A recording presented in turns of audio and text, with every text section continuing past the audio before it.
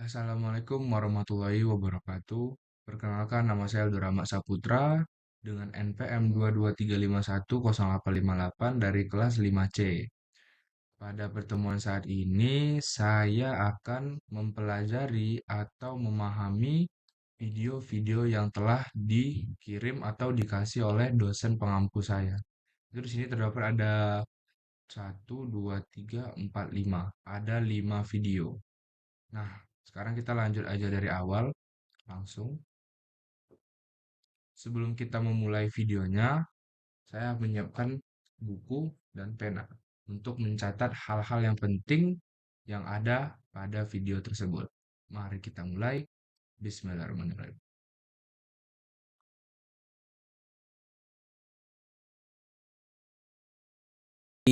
Semua ilmu JavaScript yang akan kalian kerjakan nanti di dunia kerja itu sebagai acuan awal aja, dimana kalau itu kalian bisa, seenggaknya itu ada step-step berikutnya akan kebuka gitu kurang lebih ya. Dan sekarang gue pengen kalian itu bisa bersenandung bersama array, karena pas kerja nanti pasti akan banyak bermain dengan yang namanya array ataupun objek ataupun hal lainnya bahkan. Dan di video ini gue akan menjelaskan secara santai, secara detail, merinci, bahkan gue sambil ngopi juga di sini. Kopi janji jiwa gue belum datang.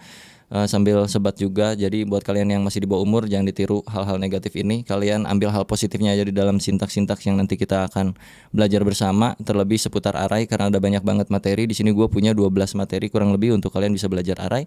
Entah akan berapa menit ini lamanya, tapi yang penting kalian enjoy aja untuk mendalami array ini, karena gue jamin ini akan terpakai ketika lu nanti pas kerja as a front end ataupun back end developer, dan khususnya untuk web developer gitu ya.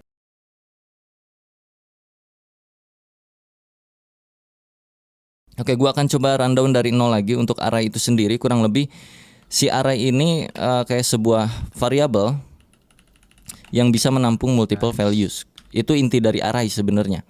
Cuman masalahnya bukan gitu doang. Jadi ketika sebuah variabel punya value yang banyak, mau diapakan itu value-nya gitu. Nah, itu permasalahan ketika kita belajar yang namanya array, bro. Gimana cara kita ngelola isian dari variabel yang sudah punya banyak data. Contoh, di sini ada data seperti ini, di sini ada data function, di sini ada objek misalnya, dan lain-lain. Wow, satu variabel ini punya banyak value. Oke, ini array fix. No, nggak kayak gitu. Tapi gimana cara kita mengelola apa yang ada di dalam variabel tersebut? Karena variabel ini multiple values, perlakuan terhadap variabel tersebut akan berbeda seperti variabel standar. Yang mana variabel standar kan kurang lebih kayak hello, kayak gitu-gitu ya. Hello world atau lorem ipsum. Dan array ini yang bikin kita terkadang jadi stuck untuk belajar ngoding. Nah, terlebih karena ini JavaScript, akan lebih stuck lagi kalau kalian pusing tentang array. Jadi seenggaknya di sini gue akan jabarkan secara manusiawi. Sebisanya gue menyampaikan aja. Jadi kalau misalkan ada yang salah dari ucapan-ucapan gue seputar pembahasan 12 materi array ini, gue nggak pakai skrip di sini. Gue cuma nyantumin poin by poinnya dari 1 sampai 12 apa yang harus gue bahas supaya nggak terlalu luas kemana-mana gitu. Tetap ada poinnya. Oke, kita mulai dari yang pertama. Mulai dari hal yang paling standar, cara membuat array. Kalau kalian tiba-tiba terjun ke sini, please tolong tonton dulu video yang kemarin yang untuk pemula, bagaimana cara membuat variabel, declare dan segala macamnya. Setelah itu baru bisa masuk sini supaya gue nggak perlu menjelaskan apa itu variabel dan kawan-kawannya. Materi pertama kita akan belajar cara membuat array, karena nggak cuma satu cara, kita bisa pakai banyak cara untuk bikin sebuah array. Yang pertama, kita bikin dengan cara yang paling standar. Taruh aja di sini kita punya array dengan nama array saya. Lalu di dalamnya itu banyak value 1, 2, 3, ini udah termasuk sebuah array. Dan taruhlah di sini gua isi array ini dengan muka, lalu dengan tangan, lalu dengan tangan, dan satu lagi pakai misalkan bibir. Kalau gua console.log array saya, maka dia akan menghasilkan array seperti ini. Tahapan pertama seperti itu untuk membuat sebuah array. Cara kedua membuat array, kalian bisa bikin array kosongan, array kamu mungkin ya di sini ya. Kosong dulu. Terus lu isi nilai apa yang pengen lu masukin ke dalam array kamu di sini. Caranya tinggal panggil lagi array kamunya, lalu diikuti dengan siku-siku dan sama dengan values-nya itu apa. Sebelum kita masukin data nilai dan juga key-nya ke sini, gue akan jelaskan dulu ini maksudnya apa. Dan ini juga maksudnya apa? Karena nggak cuman sekedar oh senyum, oh tangan, oh bibir, oke, itu array, nggak cuman sekedar gitu. Kalian perhatikan di bagian konsol sini. Sorry, ini gua komen dulu. Di sini kalau kalian klik tanda panahnya, dia akan turun ke bawah dan kalian lihat di sini ada 0, 1, 2. Muka itu urutan ke-0, indeks ke-0, sorry. Urutan pertama, indeks ke-0, muka. Urutan kedua, indeks ke-1, tangan. Urutan ketiga, indeks kedua itu bibir. Bentar, gua notifnya gua matiin dulu anjir. Berisik banget ini. Right. Sorry ya kalau di sini suaranya berisik, ada suara burung, suara angkot dan segala macamnya. Jadi ketika kita bikin sebuah variabel, walaupun di sini kita nggak masukin key, nggak masukin angka 1 2 3 0 1 2 3 itu, tetap di sini tuh sebenarnya ada. Yang mana 0 1 2 tadi itu disebut key atau indeks ya. Indeks dari sebuah array. Indeks itu mulainya dari 0. Sedangkan kita manusia bisa menghitung mulai dari 1. Itu yang bisa bikin kita pusing pas belajar ngoding. Sedangkan di dalam codingan itu mulai dari 0, tapi kita mulai dari 1. Dan terkadang juga sebaliknya. Jadi nanti akan ada hal-hal yang mesti kalian kulik lagi, apalagi seputar array. Oke, kita masuk ke cara kedua ya, karena kalian udah tahu 0, 1, 2 itu apa. Itu disebutnya indeks. Jadi indeks ke-0 adalah senyum, indeks ke-1 adalah tangan, indeks kedua adalah bibir. Urutan pertama adalah muka, urutan kedua adalah tangan, urutan ketiga adalah bibir kalau secara manusianya. Lalu pembuatan yang kedua kurang lebih itu kayak begini, dan kita mesti masukin indeksnya ke sini. Indeks berapa yang mau lu isi values-nya. Taruhlah indeks ke 0 dulu, ya kan, indeks 0 muka tuh. Kita taruh di sini, gua ganti dengan bibir misalnya. Lalu array kamu indeks ke 1 gua isi dengan misalnya dengan trompet. Trompet apa itu ya? Bunga lah kurang lebih. Array kamu dengan key indeks kedua itu gua isi X misalnya kayak gini. Kalau kita konsol log array kamu, maka akan menghasilkan hal yang sama saja. 0, 1, 2. Nah, kalau ini lebih jelas lagi karena lu mendeklarasikan si indeksnya. Indeks ke-0 tuh apa, indeks ke-1 tuh apa, indeks kedua tuh apa nilainya. Tapi di sini kan kalian enggak. Walaupun kalian enggak masukin key-nya, tapi secara otomatis sebelum koma itu adalah si 0, setelah koma itu adalah si 1, setelahnya lagi terus berurutan sampai ke ujung sepanjang data yang kalian punya.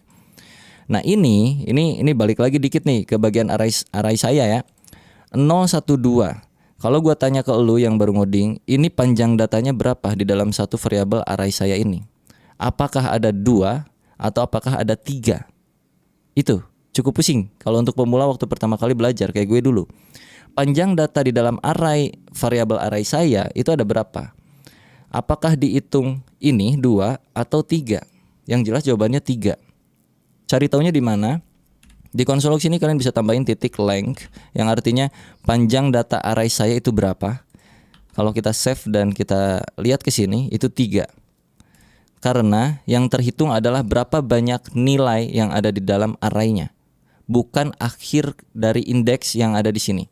Kalau dilihat di sini kan 2, seolah-olah gitu datanya tuh kayak ada 2 gitu. Padahal enggak.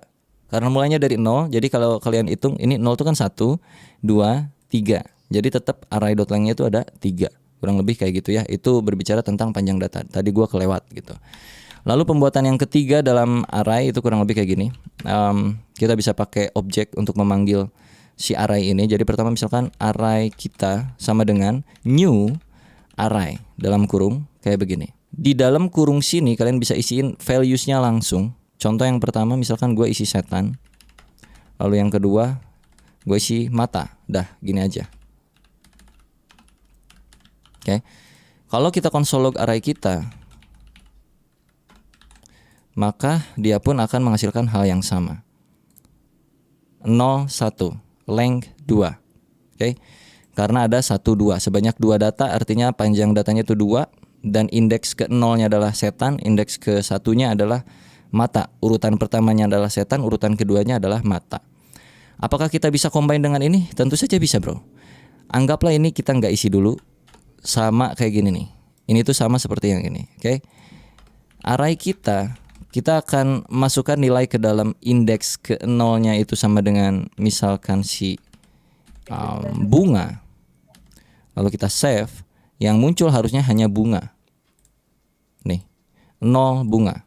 Sama aja. Kalau misalkan kita ngajreng gimana bang? Array kita 3 sama dengan misalkan tepuk tangan. Indeks ke 1 keduanya akan jadi apa? Jadi undefined. Kalau kita cek ke browser atau empty, lihat empty kali 2. Artinya tidak terjabarkan apapun, cuman tetap dia masuk ke dalam lingkup array sini. Ya. Bunga, empty kali 2 yang artinya ada 2 nilai yang kosong lalu diikutin dengan nilai terakhir yaitu si tepuk tangan. Kalau kita panggil, ya, ini masuk ke materi kedua cara pemanggilan array sekaligus. Kita pengen manggil array ke 0 di dalam array kita. Array ke 0 atau indeks ke 0-nya adalah bunga. Jadi masukin langsung sini siku-sikunya. Kasih tanda 0. Kalau kita save dan kita lihat ke log itu bakal muncul si bunga. Nih bunga. Tuh. Kalau pengen yang tepuk tangan berarti masukin sesuai indeksnya itu berapa? 3. Save. Berubah jadi ini ya, tangan. Lalu kalau kita panggil yang kosong tadi 2, 1, 2 itu kan kosong. Key yang kosong ya, indeks yang kosong, isinya nggak adaan, undefined. Jadi nilai yang empty kali 2 tadi itu sebenarnya bersifat undefined. Tidak terdefinisikan, belum diapa-apakan. Lalu yang 1 pun sama juga. 1 karena dia masih belum ada apa-apa, masih undefined juga. Kalau kita pengen isi, kita bisa kasih dia data di sini kayak tadi lagi. Mau tidak berurutan pun nggak apa-apa bro. Nggak berurutan juga nggak kenapa-napa, aman aja. Taruhlah di sini X. Ya kan, ini nggak berurutan. Jadi X ada di sini dan value udah berubah jadi bunga ini dan ini. Cukup paham tentang penjabaran, pembuatan array dan juga pemanggilannya. Seharusnya cukup mudah ya untuk di awal kali kita belajar array, mulai dari pemanggilan dan juga pembuatannya dulu.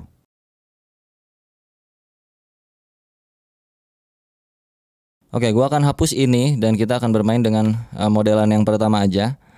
Ini caranya dan kita akan tambahkan beberapa item di sini. Misalkan kita akan bermain yang namanya buah-buahan aja supaya mudah untuk dipahami ya. Oke, di sini jadi gua udah punya 1, 2, 3, 4, 5 data buah dan kita akan coba kelola ini. Bagaimana cara kita mengetahui buah-buah yang ada di dalam sini, kurang lebih kayak gitu. Untuk materi yang kedua itu kita harus tahu apakah array ini mengandung sesuatu atau tidak. Kayak contohnya misalnya, apakah di dalam data array saya mengandung semangka? Apakah di dalam array saya mengandung alpukat? Nah, kayak gitu ya. Kalau kita lihat secara kasat mata kan memang iya mereka mengandung semangka dan mengandung alpukat. Masa iya di sini kita tiba-tiba iya, kan nggak mungkin. Jadi harus kita coding sedikit. Array saya .includes apa yang akan lu cari? Taruhlah mengandung semangka. Mana semangka sini? Nih ya. Ini artinya apakah array saya mengandung semangka? Ya. Jadi kita akan coba buat dia di dalam variabel const is semangka, bahasa Inggrisnya apa ya? Is semangka lah. Udah semangka aja, lupa gua. Bahasa Inggris semangka apa sih anjing? Oke, semangka ya. Kita konsol log semangkanya. Kalau dia bernilai true maka dia ada semangkanya. Kalau dia bernilai false maka di dalam array saya ini nggak ada semangkanya. Kita cek ke browser. True, artinya dia ada semangkanya. Kalau gua masukkan selain semangka, taruhlah di sini gua buah apa ya? Nah, buah ini nih. Buah pisang. Ini kan gak ada pisang ya. Kita coba masukin pisang sini. Kalau gua baca, apakah array saya itu mengandung buah pisang? Lu lihat dah ke sini, ada pisang enggak? Enggak kan? Berarti harusnya kan munculnya false. Jadi kalau kita console log, kita ganti dulu pisang. Jadi enak nih. Const pisang alias variabel pisang untuk mengecek apakah array saya itu mengandung pisang atau tidak. Jadi kalau kita console log false, dia tidak mengandung pisang. Oke, gua balikin lagi ke semangka ya. Sip. Kita udah tahu di sini tuh ada semangka. Kalau misalkan lu pengen tahu semangka itu ada di posisi indeks keberapa, lu udah tahu di sini ada semangkanya. Anggaplah lu nggak punya gambar buah-buahan ini di dalam array ini. Anggaplah ini nggak ada, gua tutup. Anggaplah ya. Misalkan ini gua cut. Ternyata di dalam array itu memang mengandung semangka. dan lu harus tahu semangka itu ada di posisi keberapa, didempet sama buah-buahan apa misalnya gitu. Dan untuk mengetahui itu lu bisa pakai yang namanya index of. Jadi cons posisi pisang sama dengan array saya dot index of apa yang mau lu masukkan. Ini bukan pisang lagi, ini semangka, sorry Pak, semangka. Posisi semangka. Oke. Masukkan ke sini index of semangka. Kalau gua konsolog semangka, dia udah tahu lah ya, dia ada true, dan jika true maka gua akan munculkan posisi semangkanya. Maka kita di sini mesti kasih kondisi sedikit lah. Jika semangka, maka console.log posisi semangkanya. Oke. Ini artinya kalau semangka bernilai true, maka munculkan posisinya. Jika tidak, console.log saya tidak tahu posisinya di mana. Kalau kita refresh, ada di indeks ketiga. Apakah betul? 0, 1, 2, 3. Itu untuk mengetahui semangka. Jadi kalau kita perlengkap di sini, kalau gua pakai backtick di sini ya, bro.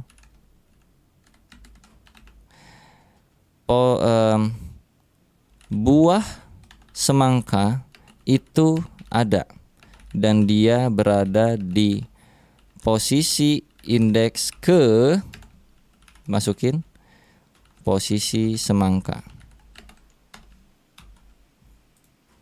Oke. Buah semangka itu ada dan dia berada di posisi indeks ketiga. 0, 1, 2, 3.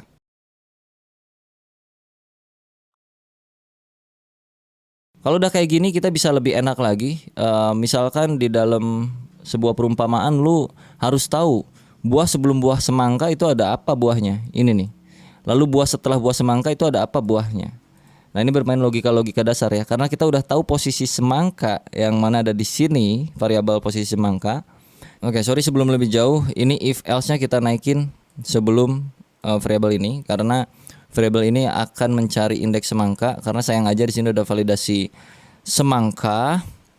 Kalau udah dicek semangkanya, cari indeksnya. Jadi si ini harusnya sih ada di dalam sini, bisa kayak gini. Ya.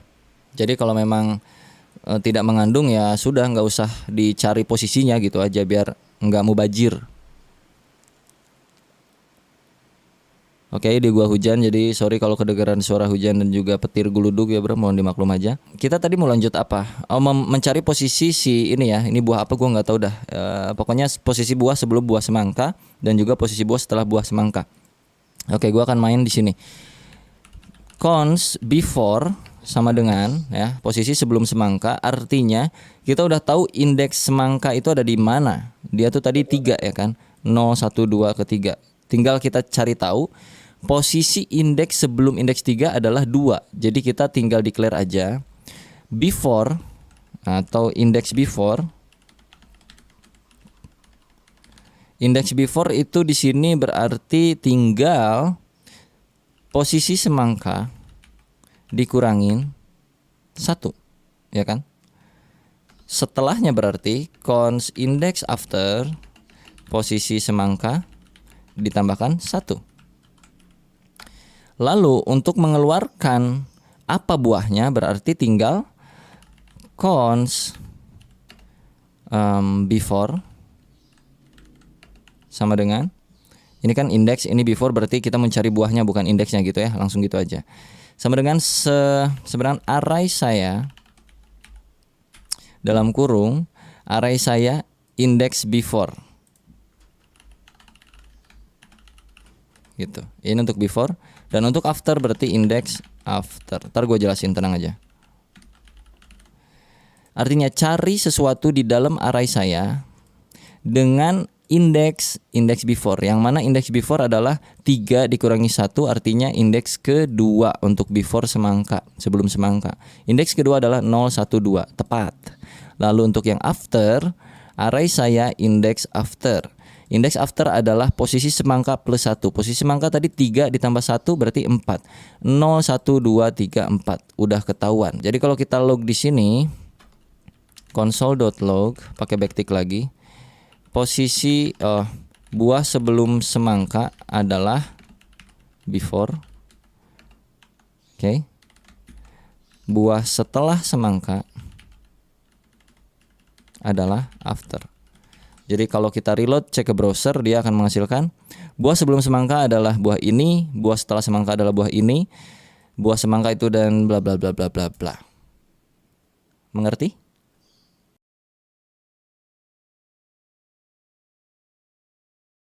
Gua akan hapus konsol log yang ini karena kita udah nggak butuh posisi semangka lagi karena udah tertampung di dalam sebuah variabel. Kita bakal lanjutin ini. Gimana kalau misalkan gua pengen tahu posisi buah pertama itu apa? Buah apa gitu. Jadi ada shorthand yang bisa kalian pakai di JavaScript. Lu tinggal cons buah awal sama dengan array saya dot shift. Maka lu akan tahu posisi buah awal itu apa. Oke, kalau kita console log, buah awal adalah buah awal.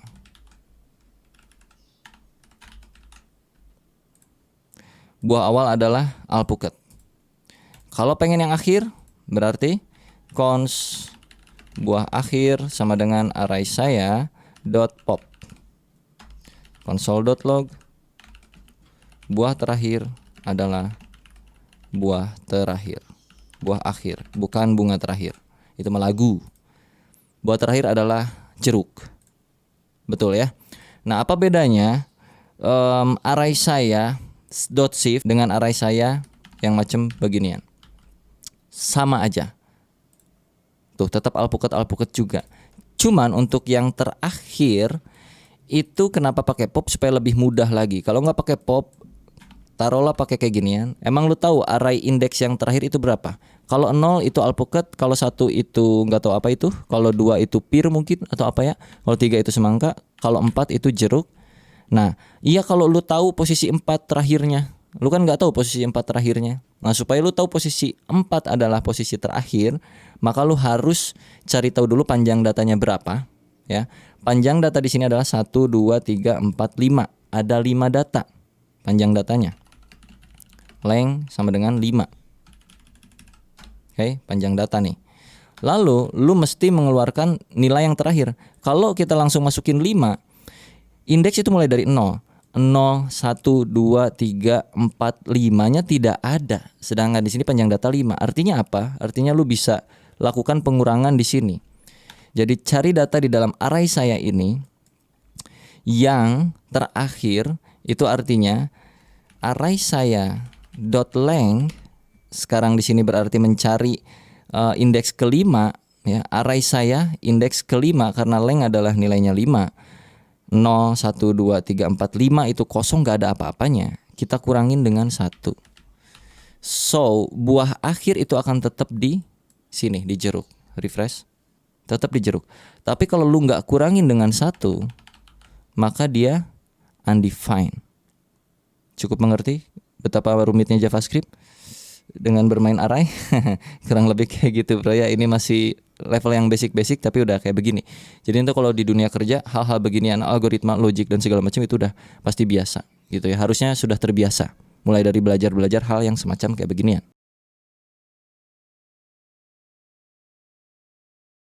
Kayak kita udah bikin gimana caranya membuat array, terus kita juga udah cara panggil value-nya, cara menentukan posisinya. Ada satu hal yang belum gua sebutkan di sini, ini gua akan hapus dulu. Modelan yang terakhir, tadi kita belum ubah key-nya, yang mana key itu bisa diubah juga. Tadinya kan 0 1 2 3 0 1 2 3 kayak gitu-gitu terus, dan kita misalkan pengen ngasih ciri ke dalam key-nya karena ini buah-buahan kebetulan. Jadi taruhlah di sini gua akan hapus dulu dan kita kasih array kosong di sini. Gua pengen key pertama itu bukan 0, tapi gua pengen key pertamanya itu array saya alpukat sama dengan gua kasih di sini alpukat kayak begini. Ini bisa juga, atau key yang kedua kita kasih jeruk, lalu kita console log array sayanya, dan kalau lu cek ke browser akan menghasilkan hal seperti ini. Alpukat, ini alpukat, jeruk, ini jeruk. Loh kok lengnya 0 bang? Untuk memanggil ini pun lu nggak bisa kayak begini, karena dia bukan berupa urutan, ya, bukan berupa indeks key yang dari 0, 1, 2, 3 itu. Jadi untuk pemanggilannya lu mesti kasih di sini apa tuh namanya, kata-katanya apa, alpukat. Kalau lu pengen dapetin hasilnya, ini alpukat, ya. Terus jeruk, ini jeruk. Jadi ada banyak banget hal yang bisa kalian mainkan dengan array. Dan kenapa gua bikin video ini dengan santai kayak beginian walaupun lu pada pusing untuk belajar pertama kali. Jadi ini sebenarnya bukan video tutorial juga, cuman ngasih tahu bahwa array itu bisa sangat-sangat manipulatif, ya, bisa membuat lu pusing, bahkan bisa membuat lu jadi lebih mudah dalam mengerjakan hal-hal di dalam pekerjaan lu nanti gitu, bro.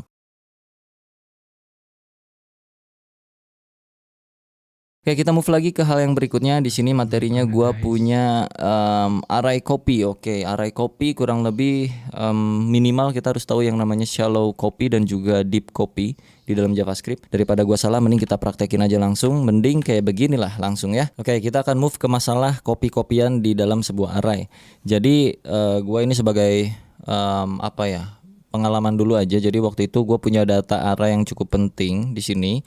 Taruhlah data array yang cukup penting itu adalah data-data buah-buahan seperti ini. Ini adalah data original yang dikirim sama bos gua misalnya gitu, dan bos gua ngasih notes ke gua. Lu boleh kelola array itu, tapi jangan sampai merubah nilai standarnya, nilai yang gua kasih di awal. Nilai originalnya itu nggak boleh berubah. Gua waktu itu langsung bikin kayak begini duplikasinya dari array tersebut. Oke, taruh di sini new array saya sama dengan array saya. Ini yang gue lakukan dulu waktu gue kerja pertama kali dan mengelola array. Kurang lebih ini yang gue lakukan dan itu cukup goblok bagi gue. Lalu di sini gue taruh console log untuk kalian tahu apa yang terjadi di dalam array yang baru, new array saya. Gue akan masukkan ke sini. Lalu kita harus tahu juga array saya yang ada di atas itu nilainya apa sebelumnya ya, dan setelah di copy.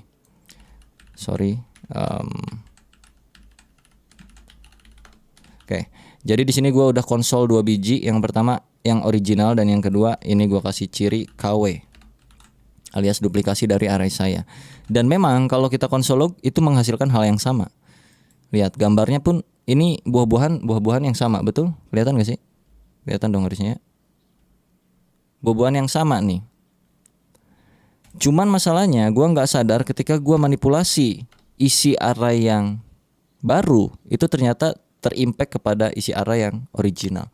Let's say new array saya untuk posisi yang indeks pertama itu akan gue ubah menjadi bukan buah itu tapi buah lain-lain. Misalnya taruhlah bukan buah lah ya, taruh di sini gue pakai X kayak gitu. Yang mana ketika gua save dan cek balik lagi ke browser, ya memang di sini array pertama udah berubah jadi X. Dan sisanya masih sama seperti yang original. Tapi ingat notes dari bos gua bahwa yang original itu nggak boleh diubah deh ya, karena itu penting banget. Lu harus bikin copy dulu, baru lu boleh ubah dari copyan tersebut. Kalau lu cek sini, originalnya pun berubah. Kalau secara teori gue nggak bisa banyak ngejelasinnya kayak gimana dan kenapa. Tapi kalau lu pengen tahu, lu coba baca yang namanya shallow copy dan juga deep copy di dalam JavaScript kurang lebih kayak gimana tuh ya. Walaupun sebenarnya di dalam bahasa lain pun sama juga, ada yang beginiannya juga pasti. Cuman kalau di JS ya berbeda pengimplementasiannya. Jadi kalau lu mainannya JS ya lu cari aja shallow copy dan deep copy yang ada di dalam JavaScript. Nah, ada beberapa cara supaya objek originalnya itu tidak berubah atau array di dalam isi nilai di dalam isi array saya itu nggak berubah. Lu bisa pakai di sininya misalnya kayak spread operator kayak begini. Jadi kalau kita save balik lagi, di sininya X tapi di yang original masih original. Atau lu bisa pakai cara-cara lain kayak macam array saya dot slice menghasilkan hal yang sama, tidak berubah. Atau array saya dot atau array dot from array saya kayak gini. tidak berubah. Atau lu bisa main kayak macam json.parse di sini, terus lu kasih json stringify dan masukkan array size-nya ke sini dan nggak berubah, aman kayak gitu. Jadi diperhatikan aja dalam hal mengcopy sebuah array untuk bermain original dan duplikat atau KW-nya. Kalau pengen fokus merubah yang KW-nya, itu tidak disarankan dengan cara yang seperti gua tadi di awal kayak begini. Lebih baik lu bikin memang objek baru dari array yang ini. Terlebih kalau kasusnya misalkan udah ada requirement bahwa original value dari array yang pertama itu nggak boleh berubah, nah berarti nggak bisa pakai cara kayak beginian. Tapi ya tergantung situasinya lu mau kayak bagaimana. Kalau mau kayak begini, ya ini sama aja kayak lu nggak usah ngetik ini gitu, udah aja langsung manipulasi di dalam array size-nya aja gitu. Jadi tetap disesuaikan dengan kondisi, jadi nggak bisa juga dipaksakan harus pakai yang copy. Itu nanti akan bersinggungan juga dengan hal-hal kayak macam performance. Ya jadi cukup ribet memang sebenarnya.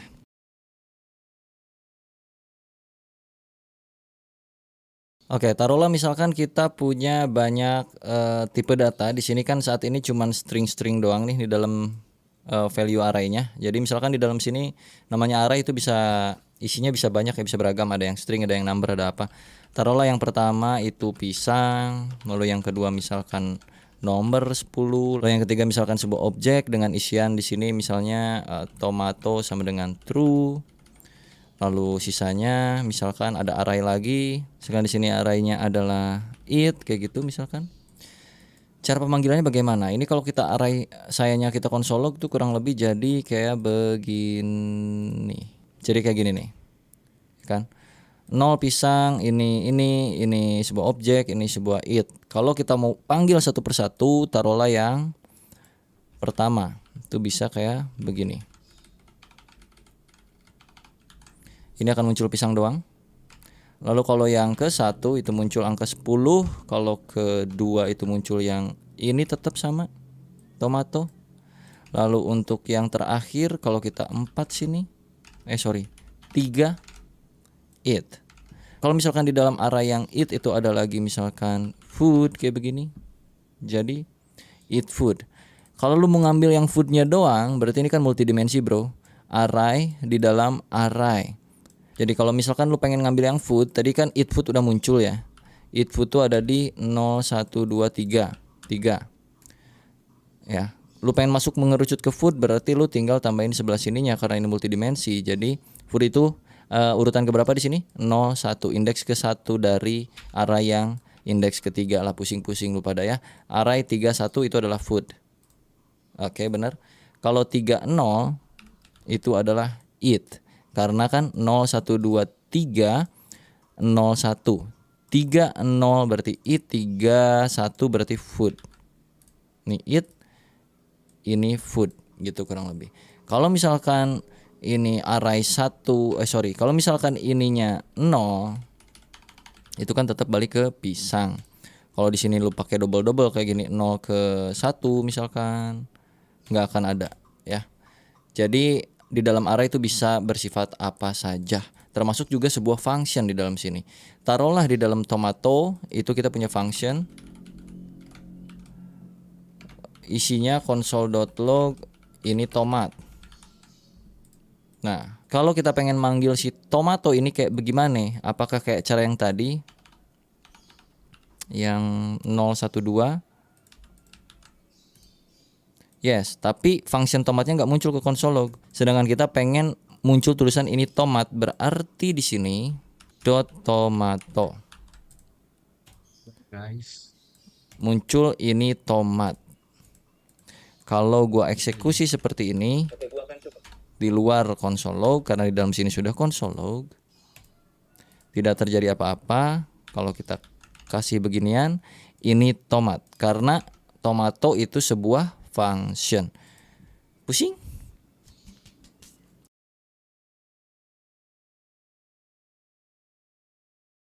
Sekarang kita coba merging dua buah array menjadi satu, kurang lebih dengan cara yang cukup sederhana. Taruhlah di array pertama, array saya, lagi-lagi.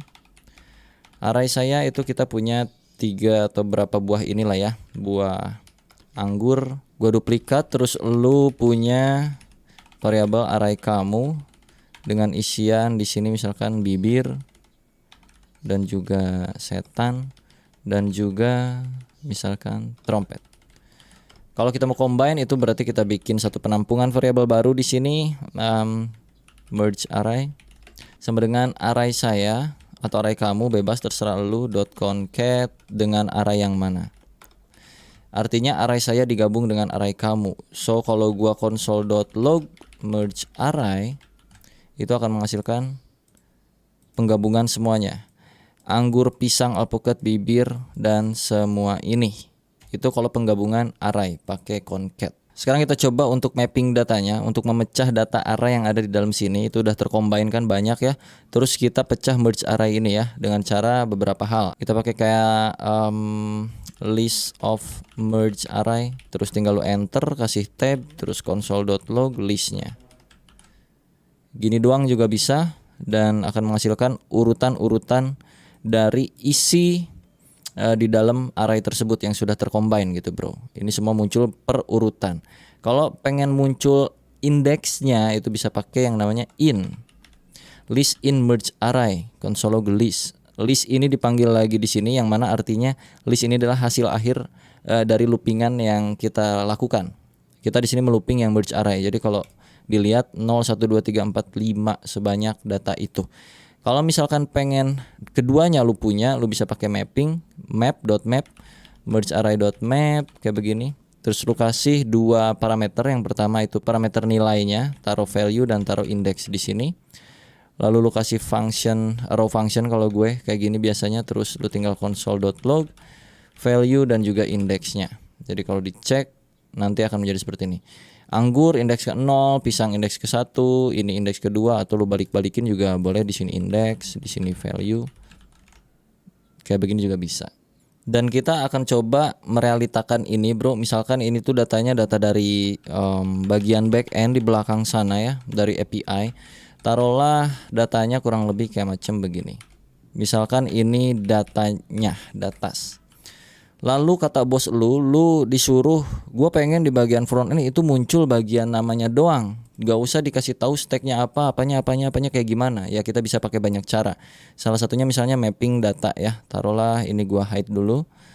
Datas.map. Kayak tadi lagi lo masukin valuesnya apa. Lalu indeksnya indeks apa ke berapa. Kasih raw function. Lo kasih return di sini values.name. Atau kasih console.log dah. Maka akan memunculkan nama-namanya saja. Afrizal, ini misalkan Budi, Retno, Satyo. Kayak begitu ya. Ini JS 30. Ntar gua rombak dulu datanya pokoknya. Nah, misal datanya kayak gini ya. Terus kita disuruh munculin Afrizal, Budi, Retno dan juga Satyonya doang. Jangan pakai yang lain-lain. Maka tinggal ambil values.name.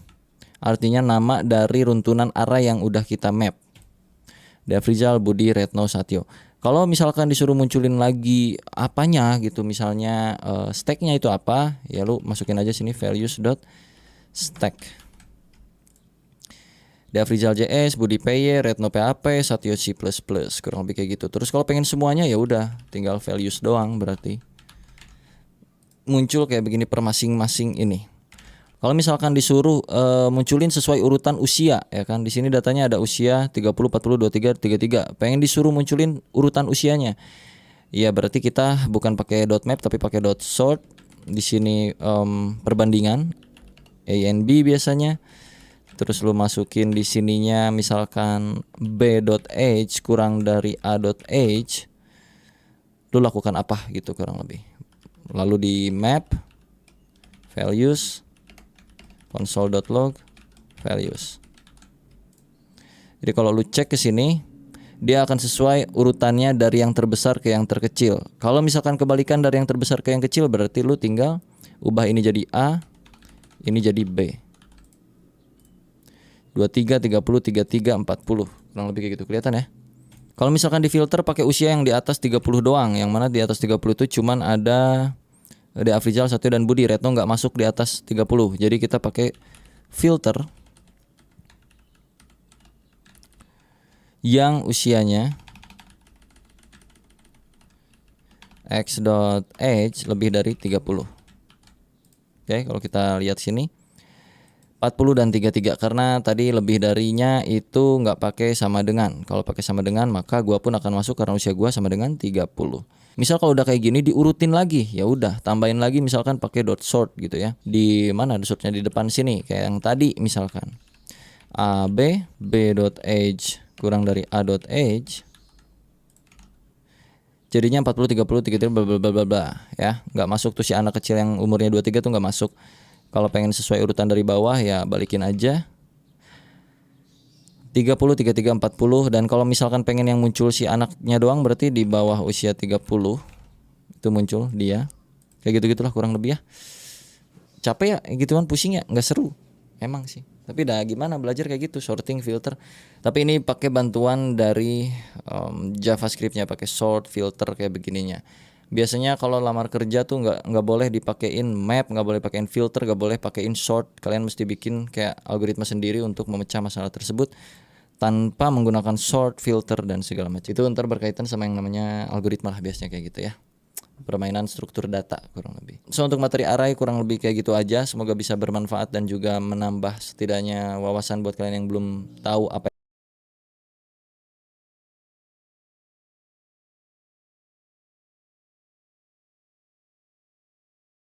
Oke, yang pertama telah selesai.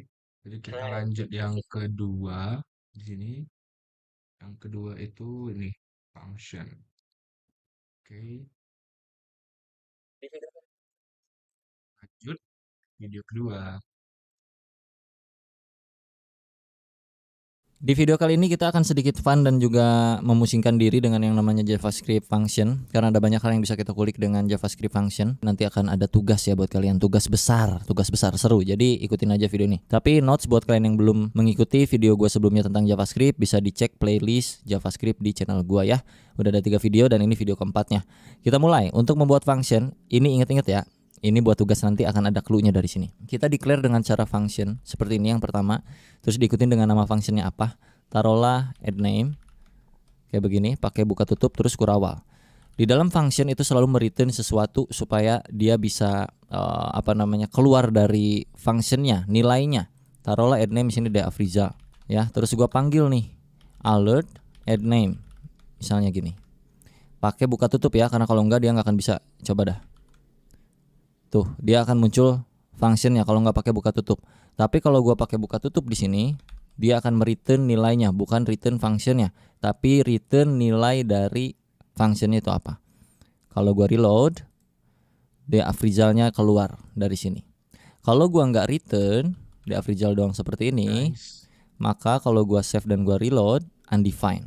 Artinya tuh function harus mengembalikan nilai ya, supaya dia nggak muncul nilai undefined seperti ini, atau tidak bernilai, bukan nilai. Undefined itu tidak bernilai. Kayak begitulah ya, kurang lebih ya. Oke, kita akan fun sedikit. Taruhlah di sini kita punya function untuk menampung nama seseorang secara dinamis. Artinya kita mesti mengembalikan nilai dari apa yang diketik oleh user. Jadi nanti misalkan ada user yang ngetik add name Dea Gobles, maka function ini harus mengembalikan nama Dea Gobles ini. Yang artinya kita udah mengirim data dari pemanggilan functionnya. Untuk mengambil atau menangkap datanya, itu kita tinggal taruh di sini sebuah variabel untuk menampung data ini. Taruhlah nama variabelnya di sini full name. Untuk mengembalikan nilai ini, kita tinggal return full name-nya. Kayak begini ya. Artinya function add name dipanggil dan dikasih nilai Dea Gobles dari pemanggilannya langsung. Terus di functionnya itu kita tangkap lewat satu variabel yang bernama full name dan pengembaliannya adalah return full name-nya. So kalau gua save dan kita coba reload pakai alert ya, alert dulu deh. Maka Dea Gobles masuk sini. Nah, untuk video ini gue akan ubah return-nya. Walaupun di JavaScript kan diharuskan return ya, tapi karena kita modenya mode development alias mode belajar juga, jadi ini gue ganti return jadi console log supaya bisa lihat langsung di sini hasilnya tanpa pakai alert ya. Gue hapus dulu alertnya. Ini return gue ganti jadi console.log full name. Jadi pas di save dia akan muncul Dea Gobles. Ini kalau satu parameter. Kalau dua parameter diganti, di separate pakai koma, dipisah pakai koma. Taruh di sini first name, di sini last name. Jadi yang di return, konsol log itu return ya, anggaplah seperti itu. First name, koma, last name. Di sini kalau kayak gini doang, dia gobles undefined. Karena function ini itu kan dia nangkep dua data, dua kiriman data. Sedangkan di function ini kita cuman satu kiriman data. Ini. Kalau kita tambahin dia gobles, tambahin kayak gini Margodoso, maka udah nggak undefined tuh, karena sesuai. Ini data pertama, koma, data kedua. Data pertama masuk ke first name, koma, data kedua masuk ke last name. Atau mau panggil satu-satu boleh. First name terus konsol log lagi, last name Diago Blaise Margodoso. Mau ditambahin lagi di sininya misalnya nama depan titik 2, di sini nama belakang, nama keluarga, nama marga lah, taruhlah gitu ya. Jadi nama depan Diago Blaise, nama marga Margodoso. Seperti itu. Ini yang kita sebut sebagai permainan pengiriman data ke function. Bisa disebut passing data, passing parameter, passing value, passing apa kayak selalu ya, passing pengiriman dan penangkapan data, kurang lebih kayak begini. Nah, sebenarnya di dalam function JavaScript ini itu termasuk bagian dari yang namanya argumen. Di sini di pemanggilan function addName, kedua parameter ini adalah sebuah argumen yang kita ketik. Argumen pertama adalah bernilai string dengan isian Diago Blaise. Argumen kedua adalah Margodoso ya. Tanpa kita harus panggil di situ parameter pemanggilannya dengan cara bikin satu variabel atau dua variabel sesuai dengan berapa banyak jumlah argumen yang dimasukin, kita juga bisa lewat yang namanya console.log arguments. Ini hapus aja. Bahwa sebenarnya pun function itu sudah mempunyai argumen tanpa kita masukin parameter di dalam functionnya. Kalau kita console log argumen akan muncul kayak beginian. Argumen 2, Diago Blaise dan juga Margodoso, betul? Untuk manggil yang pertama itu bisa pakai 0. Untuk manggil yang kedua itu bisa pakai 1. Jadinya Diago Blaise Margodoso. Kalau pengen kayak tadi ya sama aja. Komain aja sini. Nama depan, yang ini nama belakang gitu, atau nama marga. Sama kayak tadi, tanpa kita tangkap datanya di parameter functionnya, tapi kita panggil lewat yang namanya argumen. Kalau kita nggak tahu argumennya bang, kayak gimana ya, pakein for loop lah kurang lebih. Contoh, for let i arguments.length i kurang dari argument.length i plus plus console.log arguments i Margodoso. Oh sorry, dari 0 mulainya, salah. Diago Blaise Margodoso. Sini tinggal tambahin nama saya Diago Blaise, nama saya Margodoso, kurang lebih kayak gitu.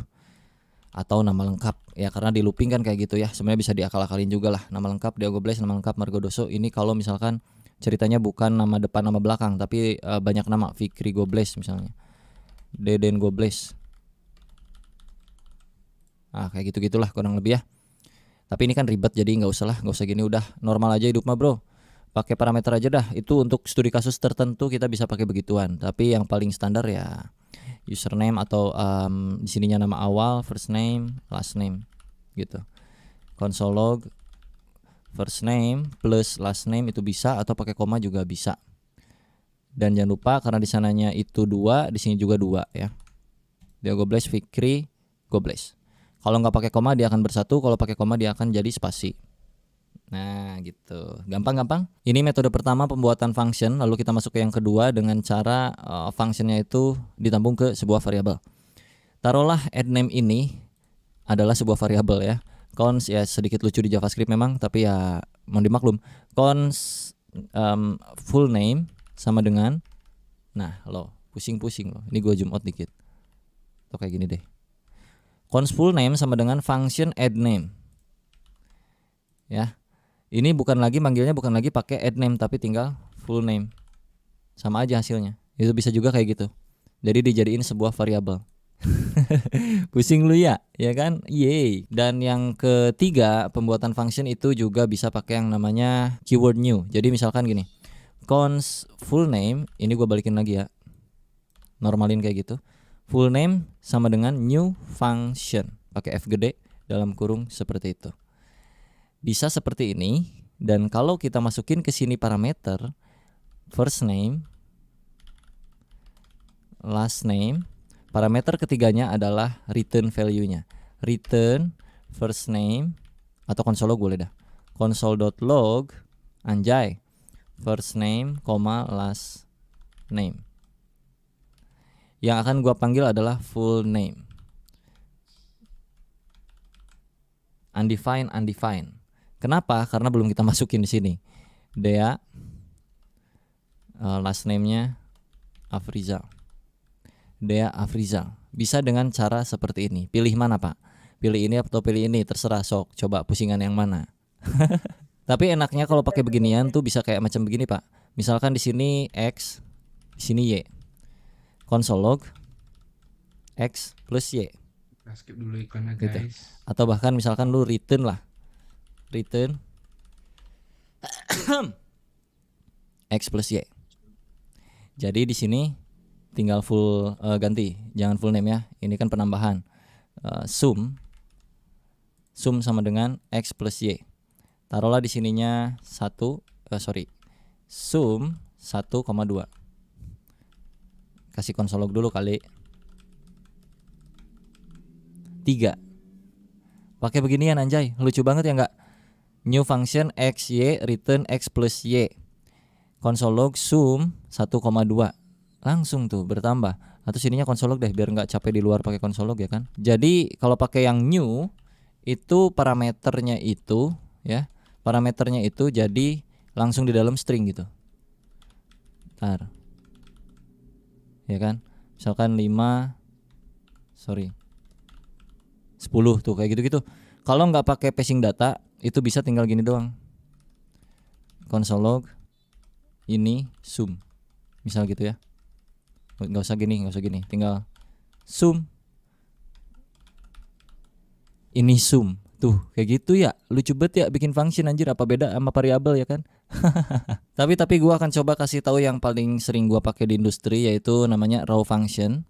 Kurang lebih kalau kita bikinan sum pakai raw function jadinya kayak gini. Ini kan pakai yang new, kalau pakai function biasa sum 2 misalnya gini. Console.log sini passing parameter xy, console.log x plus y. Ya kita panggil sum 2 none. Oh belum diisi. 2 plus 4 6 ya. Ini cara pertama.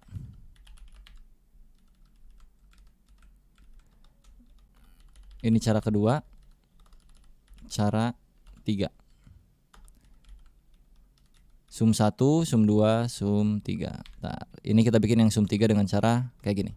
Cons sum 3 sama dengan console.log x plus y.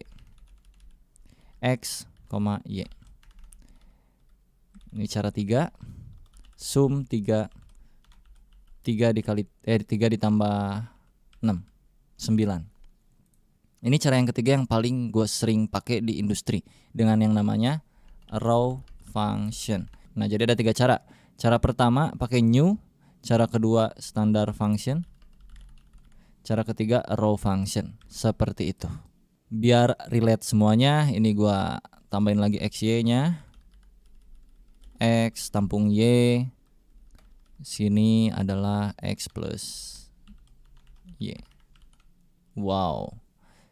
Sum 1 tambah 1, sum 2 tambah 2, sum 3 tambah 3. 2, 4, 6. Wah, menarik sekali ya. Ini pembuatan fungsinya kurang lebih seperti ini. Kalian pilih yang mana yang paling enak, hasilnya sama-sama aja kurang lebih ya.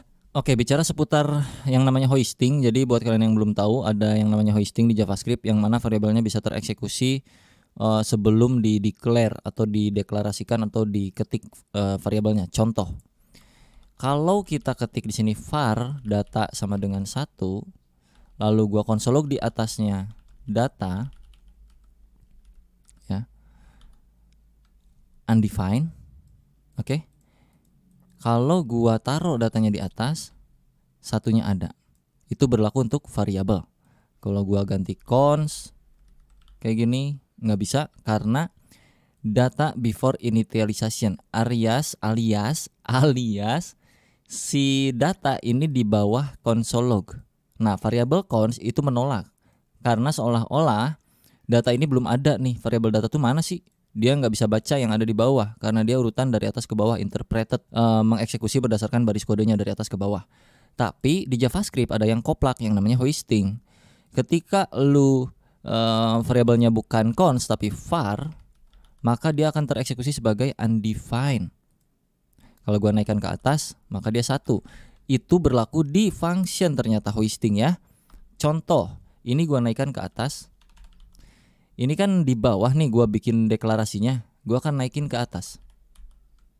Lihat, ada yang error yang mana? Yang ini ya, access sum1 before initialization. Kenapa? Karena sum1 berupa variabel. Nah, itu tujuannya kenapa function dijadikan sebuah variabel salah satunya. Kalau gua komen yang 1 jadi masuk ke yang bagian ini dan ini, yang 2 masuk loh. Ya enggak? Sum 2 itu masuk sini. 4 ya kan? Yang sum 2 itu 2 tambah 2 4, tapi yang sum 3 enggak bisa masuk karena sum 3 before initialisasi itu. Karena dia ada di bawah. Kalau gua naikkan ini ke atas, maka dia bisa. Tuh, 4 6. 2 mah bisa di atas panggil. Mau di atas mau di bawah juga enggak ngepek dia. Tuh. Ya, ngerti nggak maksudnya tuh? Itu yang dinamakan dengan hoisting. Kurang lebih kayak begituan. Jadi gue balikin lagi ya ke awal ya. Ada banyak cara untuk supaya kita aman dari hoisting. Kurang lebih tadi udah gue praktekin juga sedikit. Cuman sebenarnya ada banyak problem yang itu pembahasannya panjang sekali dan rumit dan harus di project yang beneran. Kalau project kayak gini ini kan masih sekedar cuman iseng-isengan doang, jadi nggak bisa terlalu banyak menjelaskan tentang hoisting itu sendiri. Mungkin nanti kalau kita studi kasus based on project ya bro ya. Oke, jadi sebelum tugas gue akan rekap dulu. Untuk membuat function itu setidaknya ada 3 cara seperti ini. Dan untuk setiap function itu biasanya mereturn sesuatu dengan keyword return, yang mana di video ini kita ganti jadi console.log supaya bisa masuk ke bagian sini ke console. Dan juga untuk setiap function itu kita bisa pakein apapun ya di dalamnya ya. Mau if else, misalnya if x plus y sama dengan 4 misalnya. Kayak gini. Contoh. Maka console.log wow. Tuh. Ini 1 plus 1 2. 2 plus 2 wow, 3 plus 3 6. Kenapa wow? Karena di sini dipakein validasi jika bla bla bla. Nah, itu bisa ya untuk mainan function tuh terserah lu dalamnya tuh apa aja terserah. Jadi sesuai dengan namanya. Misalnya function nambahin nama add name misalnya gitu, atau function add, atau function calculation, atau function random dan segala macamnya kayak gitu ya. Contoh misalkan function randomize. Contoh aja sebagai sampel doang ini mah ya. Return math.random dikali 1000. Terus kita panggil randomize, masukin ke dalam console log ya. Ini console log. Nah, 86 kalau kita refresh lagi tuh itu dia ngerandom terus. Jadi di sini terserah lu mau random dan segala macamnya. Terus divalidasi lagi. Contoh cons run sama dengan cons random sama dengan kayak gini ya. If random number lebih dari 200, console.log wow lebih dari 200. Else keluarkan nilai random numbernya.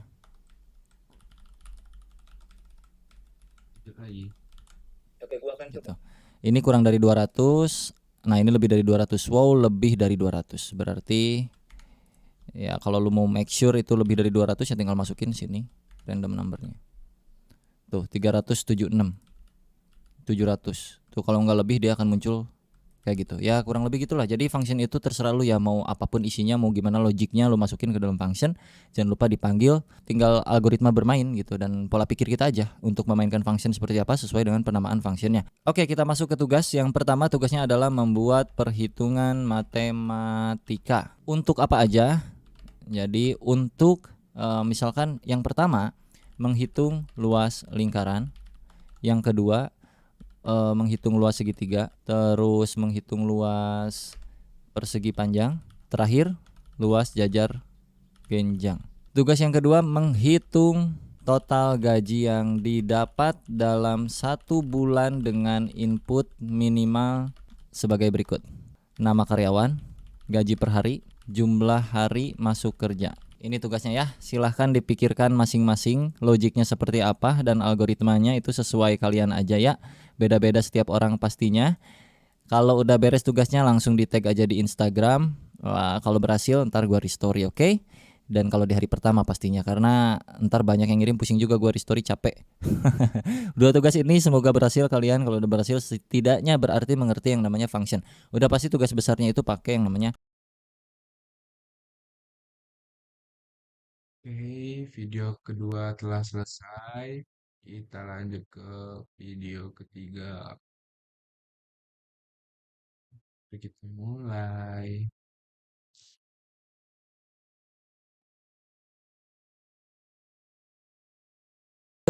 2. 4 apakah kurang dari 5? Masih kurang dari 5, maka munculkan lagi output data ke 4. Oke, perbedaan ketiganya itu apa?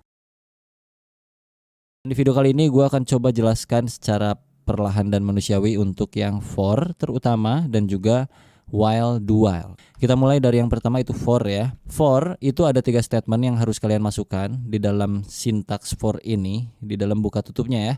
Yang pertama ini tuh statement 1 ya, terus diikutin statement 2, diikutin statement 3. Statement 1 itu adalah inisialisasi awal atau variabel default ketika pertama kali mau lu looping. Variabel loopingannya mulai dari berapa inisialisasi. Jadi kita ganti, taruhlah variabelnya itu let i, biasanya kan i itu tuh kayak macam iteration kayaknya, atau i index, itu juga bisa juga ya, tergantung lu aja, mau a juga boleh, mau x, mau f, selalu cuman biasanya itu i, karena biasanya itu i maka kita mah z aja ya.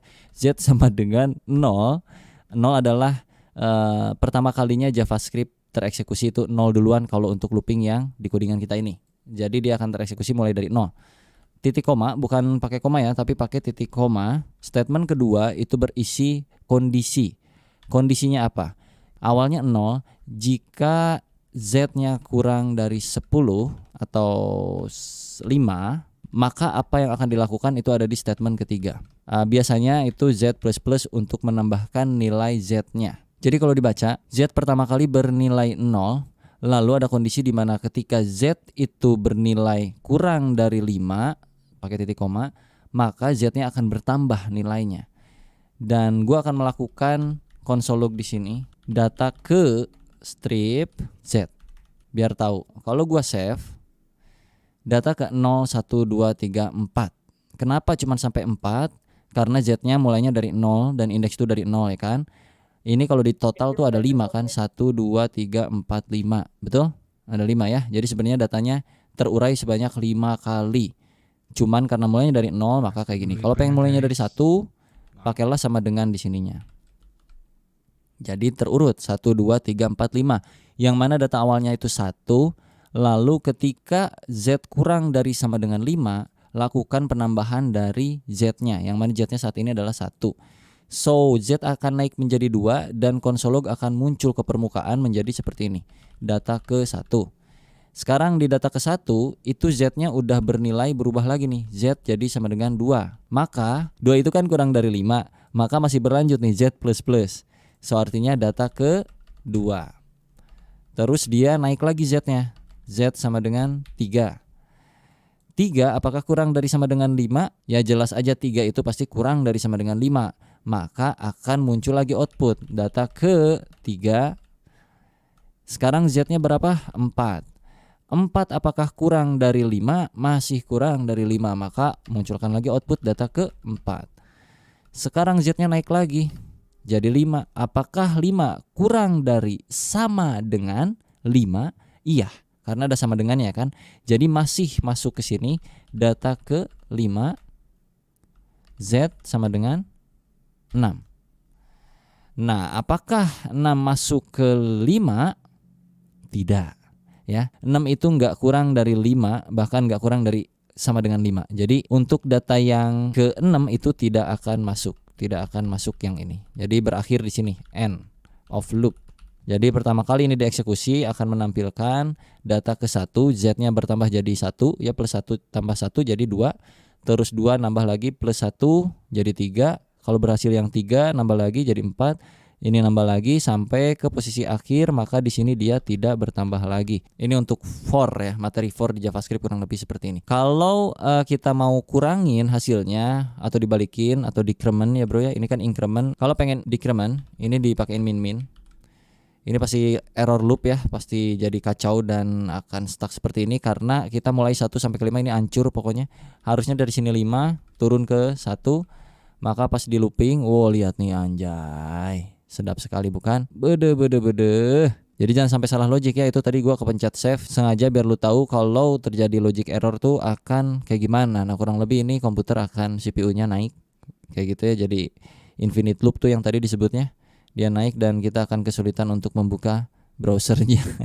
Ya, kita coba running di sini aja. Data ke 5 4 3 2 1 gitu ya kurang lebih. Ini browser gua kan masih error ya, masih infinite loop. Jadi ya udah gua pakai Node.js aja untuk running JavaScript-nya, sama aja tapi by the way. Jadi nggak terlalu berpengaruh. Gua akan mulai dari Node.js aja. Dan ini bisa lu kombinasikan juga dengan lain-lain yang bisa menarik bagi lu mungkin suatu saat. Jadi lu bisa kasih kondisi kayak macam jika modulus dari ini berapa, ntar lu bakal bisa nemuin ganjil genapnya kayak gitu kurang lebih. Misalkan Z modulus 2 atau sisa bagi dari 2 sama dengan 0, maka kita console log Z-nya. Dan kalau gua running, 4 dan 2 adalah genapnya. Kalau tidak sama dengan 0, maka pas gua running itu data ganjilnya. Ya bisa menarik lah pokoknya, untuk mainan loop ini bisa sangat menarik. Taruhlah ini ada 100 misalnya, atau berapa kayak ya 1000 lah boleh. Kalau kita running, nah kan terurut tuh dari atas sampai ke bawah nih Pak. Ya, 19, 17, 19, 13, 11, 9, 7, 5, 3, 1. Kalau pengen naik ya tinggal plus ininya. Ya gitulah, sesuai penjelasannya harusnya kalian mengerti ya untuk yang for. Sekarang kita coba ke while dan do while dengan materi yang sama kurang lebih yang kayak gini juga ya. Sekarang gua akan coba konversi for ini ke while dengan cara kita bikin satu variabel baru di luar, atau gini aja lebih enak deh ya. Let enggak deh, dari 0 aja lagi ya. Let x sama dengan 1. Ya kalau yang for itu pakai z, kalau yang while itu pakai x. While X kurang dari sama dengan 10, ini juga kan 10 kan sama. Apa yang akan kita lakukan? Kita akan mengkonsol.log data Y ke X sorry, kok Y sih? Data X ke X, terus X nya dipluskan. Jadi ini kalau dibaca, X sama dengan 1 di awal kali. Lalu jika X nya kurang dari 10, ya kan 1 kurang dari 10 nih, maka X plus dan munculkan console log ke layar gitu kurang lebih. Kayak gini lagi sama, balik lagi. Data ke 1 dia bernilai berapa, terus dicek lagi. 1 kurang dari 10 iya, maka Z-nya naik jadi plus ya. 1 plus 1 2, lalu munculkan ke layar kurang lebih kayak gitu. Kalau kita save, data Z ke 1 3 5 7 9 untuk yang for. Terus untuk yang X 1 2 3 sampai 10 sama aja. Kalau pengen dibikin kayak begini berarti di bagian sininya tinggal di if lagi. If X persen 2 tidak sama dengan 0, maka console lognya naikin 13579 13579 sama outputnya ya untuk yang while. Sekarang untuk yang do while kita konversi lagi jadi Y ya, do while ya. Let Y sama dengan 1. Do, lakukan apa dulu kalau do while? Console log dulu data Y ke strip Y, lalu naikkan nilainya Y plus selama apa gitu. While, nah while-nya di sini ya bro. While Y kurang dari gimana sih, gue lupa anjir. Sorry. While, nah gini nih. While Y kurang dari 10 sama dengan 10.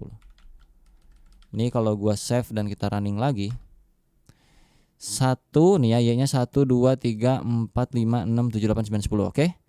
Y-nya aman ya, sama ya. Lalu kita konversi lagi kayak hal yang tadi di atas. Ini tinggal kopas aja, tempel sini. Ganti X-nya jadi Y, ganti X-nya jadi Y. Terus kita clear dan kita run lagi. Hasilnya sama, 13579. Ini versi do while-nya, ini versi while, ini versi for. Oke, perbedaan ketiganya itu apa? Kita taruh if-nya hapus dulu. Ya, kita ganti aja if-nya, ilangin. Hilangin biar membuktikan perbedaannya apa biar kelihatan enak. Bagusnya sih pakai satu variabel aja ya. Let z sama dengan 1 terus semuanya pada pakai z aja langsung di sininya. Harusnya sih. Coba run ya. Sampai 5 semuanya aman ya. Z, X, Y.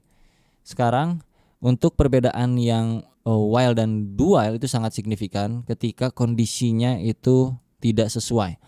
Kalau kita coba yang while itu kondisinya enggak sesuai untuk loopingannya, kondisi awalnya adalah X 10. Kalau dibaca, apakah 10 kurang dari sama dengan 5? Tentu saja tidak, 10 lebih besar dari 5. Jadi ini tidak akan tereksekusi. Kita run lagi ya. Node main server. Oke. Z, Y, nggak ada X sama sekali di sini. Berbeda dengan do while, yang mana dia akan mengeksekusi setidaknya 1 kali, walaupun kondisinya itu nggak matching. Taruh di sini X-nya sama dengan 1, dinormalin lagi. Terus untuk Y gua taruh 10. Yang mana 10 itu kan Y kurang dari sama dengan 5. Apakah iya? Tidak. Jadi ini tidak akan tereksekusi. Harusnya kalau di while. Tapi karena ini do while, jadi dia akan melakukan terlebih dahulu yang ada di dalam do-nya. Makanya do. Lakukan dulu baru cek yang lain-lain gitu ya. Kalau gua running, dia akan ke running 1 kali. Lihat di sini data Y ke 10. Yang ini keluar dulu 1 kali. Kalau ini gua ganti 20, yang mana 20 masih lebih besar daripada 5 alias nggak matching ke while, maka ini akan tereksekusi 1 kali. Kalau gua run lagi, ya kurang lebih kayak gitu perbedaan while dan do while, dan juga itu penggunaan for.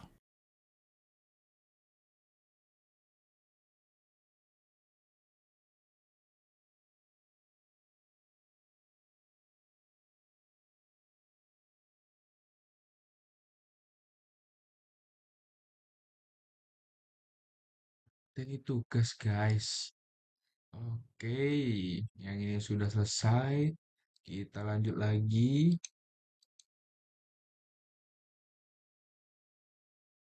Kan guys.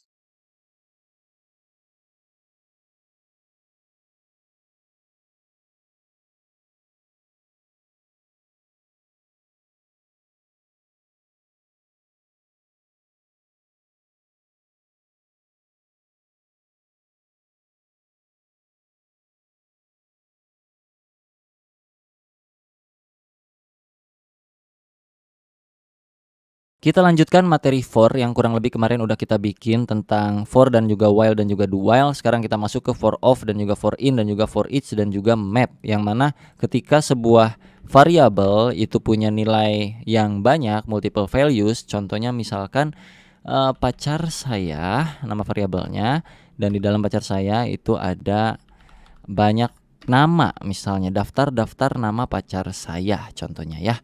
Ada Putri, ada misalnya Marino, ada misalnya Angela, Vexana. Misal contohnya kayak gitu ya. Terus untuk yang pertama kita akan coba for of terlebih dahulu. Apa fungsinya? For of itu supaya kita tahu isian dari ini tuh apa. Untuk penulisan formatnya kurang lebih kayak gini. Pertama kita ketikkan for dalam kurung, bikin satu variabel baru di sini, taruhlah namanya let pacar. Of itu of apanya? Of pacar saya ya. Jadi kita bikin satu variabel baru namanya pacar dari variabel multi values pacar saya. Variabel pacar saya itu punya banyak values, dan values ini semua akan direcah diulang di bagian variabel baru yang namanya pacar. Jadi untuk mengeluarkan pacar itu tinggal pacar di sini. Oke, gua akan coba. Kita coba running ya. Nah, akan terlihat ada Agnes, ada Putri, Marino, Angela, Vexana. Karena kalau nggak di looping ya kan pertanyaannya, bang ngapain digituin? Ya udah langsung console log aja itu pacar sayanya ya. Lu coba aja sini perbedaannya. Console.log pacar saya. Kita running lagi. Nih, ini yang pertama nih. Console log yang ini hasilnya kayak begini. Kalau yang udah terlooping itu datanya termapping satu persatu, terpisah gitu kurang lebih. Itu untuk for of, yang artinya mendapatkan value-nya langsung tanpa kita pedulikan indexingnya ya. Terus kalau for in, kita ganti aja langsung. For in kayak gini. Ini artinya kita mendapatkan indeksnya. In itu mungkin indeks kali ya. Tapi sebenarnya ya lu bisa artiin ini sebagai bahasa Inggris ataupun indeks, selalu lah ya. Tapi kalau menurut gua ini kayaknya indeks deh. Soalnya kita bakal dapetin nilai indeksnya dari array yang udah kita buat di atas ini. Kita coba running ya. 0, 1, 2, 3, 4 ya. Jadi kita dapat indeksnya kalau pakai in. Kalau pakai of itu kita dapat values-nya. Kalau for each itu kita dapetin apanya, Bang? Kita cobain di sini. Ini gua awasin ya. For each.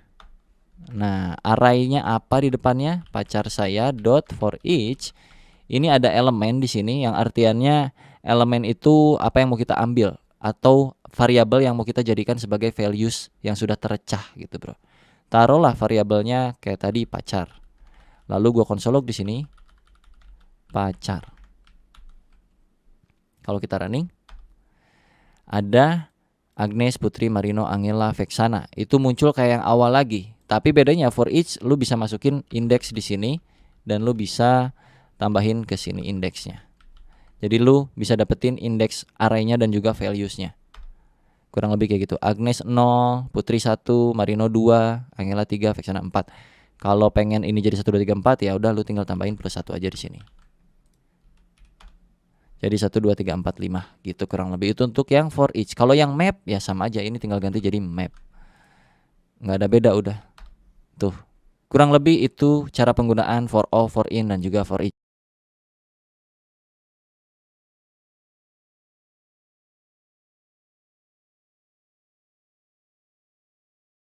Oke, video ini sudah selesai. Selanjutnya video terakhir akan kita mulai. Oke, mungkin Lanjut.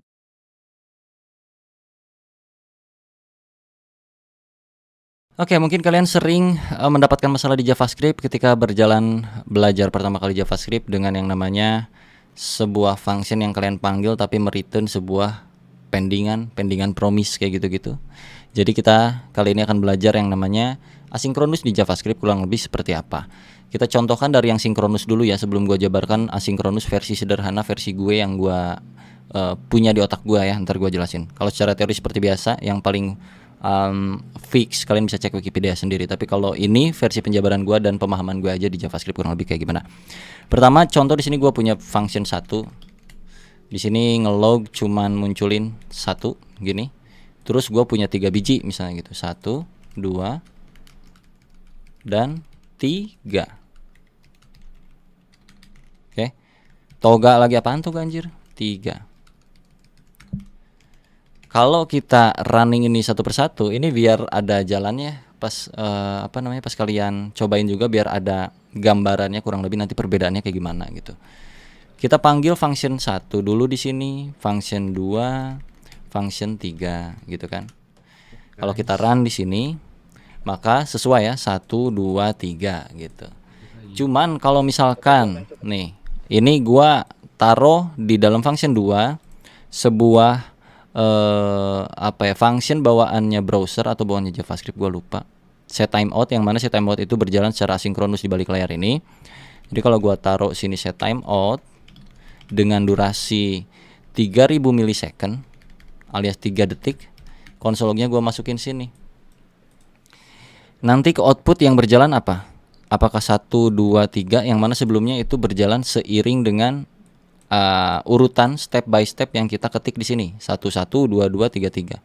Walaupun ini kita ketik 1 2 3 di sini, tapi karena di tengah-tengah di function yang kedua itu berjalan secara asinkronus, maka kalau kita run 1 3, 2-nya datang 3 detik kemudian. Kayak gitu.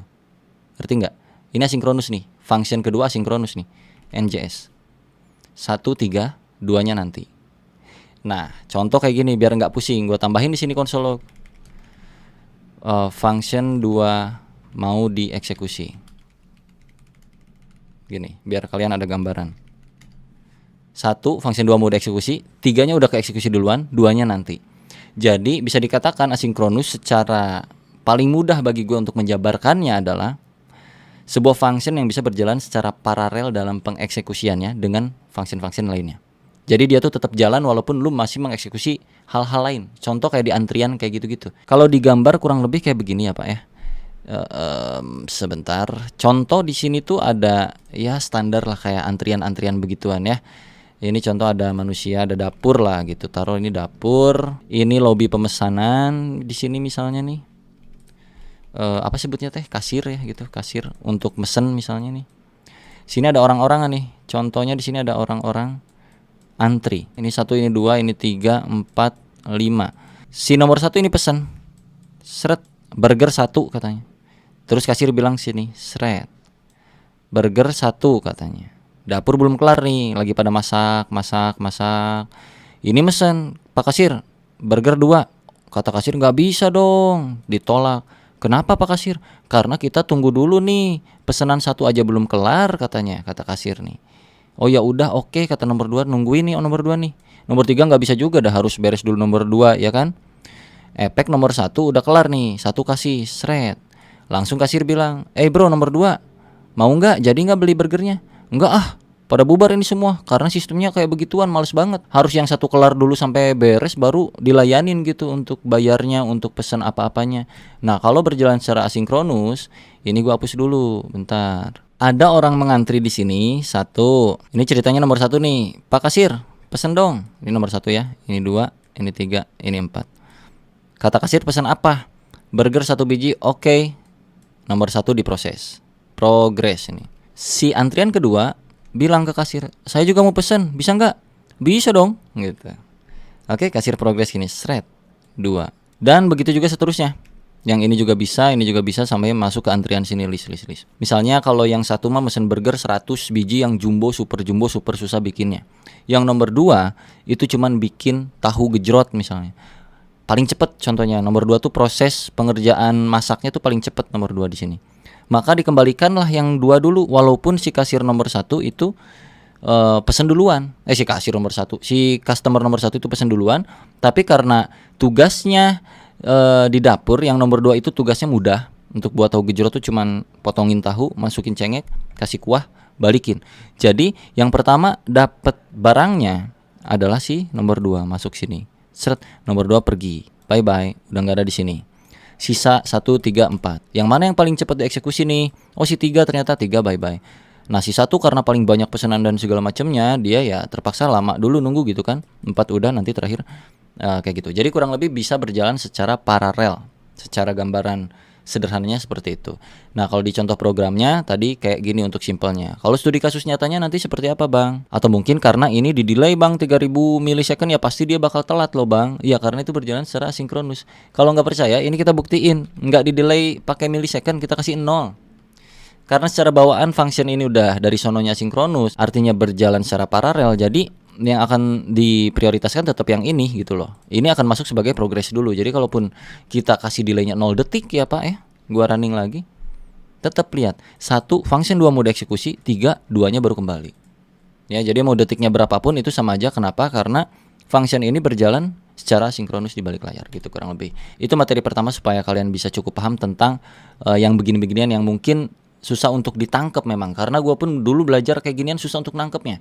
Sampai akhirnya nanti di industri itu ada banyak hal yang seperti ini dan mengerti sendiri ternyata oh kurang lebih ini ya kita make ini tuh ketika ini gitu kurang lebih. Oke, kita akan coba simulasikan hal-hal yang lebih nyata lagi di sini. Contoh gue punya function login misalnya, right? Dan gue punya function get user, gitu. Di sini gue punya token, yang mana tokennya ceritanya ketika login akan mengenerate gitu. Jadi gue bikin sebuah random token aja ini. Sebagai biar mempermudah kita aja dalam mengoding untuk mengetahui tentang asinkronusnya aja lah ya. Met random kali segini aja, cukup lah gini juga. Lalu di sini akan mereturn sesuatu yang isinya tuh objek. Taruhlah objeknya adalah token. Kita akan mendapatkan token ketika login gitu ya. Token. Sini kita kasih username misalnya parameter, kita akan kembalikan lagi, gitu. Nah kalau kita panggil di sini, ini biarin dulu kayak gini, kosong. Loginnya kita panggil. Login kan nampung parameter username, jadi kita kirim parameter username ke sini, misal Dea Afrizal, Dea_Afrizal. Kita console log ya, si loginnya misalnya cons user sama dengan login. lalu console log user. Ini. Jadi ada user yang login dengan nama Deafrizal, lalu kita munculkan dia ngapain gitu, dia dapat apa. Kita running, muncul token 3 sekian sekian sekian, username Deafrizal, berhasil. Terus di sini ada get user dengan syarat, misalnya di sini syaratnya harus ada tokennya. Contoh aja ini mah, misalkan untuk get user kita butuh token untuk mengakses function ini, dan nanti function ini bakal balikin sebuah API key, contohnya yang API key isinya misalnya random juga, atau X key gini aja deh, X key 123 misalnya.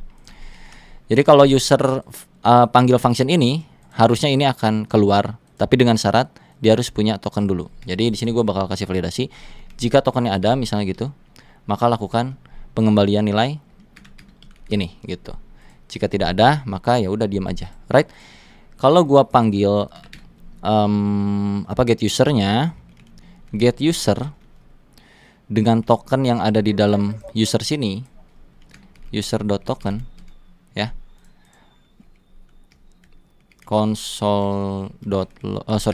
kita bikin dulu variabel API key sama dengan kayak begini, console.log API key. Harusnya kita bisa dapetin API key-nya ya, NJS. Dapat API key-nya. Kenapa? Karena kita passing di get user tokennya. Tapi kalau kita nggak passing kayak gini,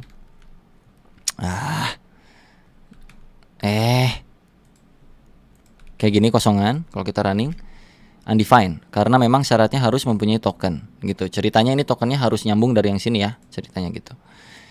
Jadi kalau kita masukin user.token, karena user.token di sini kita udah punya ya kan, console.log user.token. Kita punya di sini, kalau kalian lihat user tokennya ini, token ini dipakai untuk mengenerate sebuah API key. Jadi kita dapetin API key ini, right? Lalu kita punya satu function lagi nih Pak, ya, function get, misalnya get pictures, gini. Get picture syaratnya harus punya API key. Jadi nyambung kayak begitu. Ini kita biar simulasi asinkronusnya enak nih. If API key kalau ada misalkan, maka kita return sesuatu hal, yaitu si gambar-gambar, misalnya ada picture. Jadi di sini gue bikin kumpulan gambar nih. Const pictures sama dengan, contohnya gini aja deh. 1.jpg, 2.jpg, 3.jpg. Gitu. Kita return picture-nya.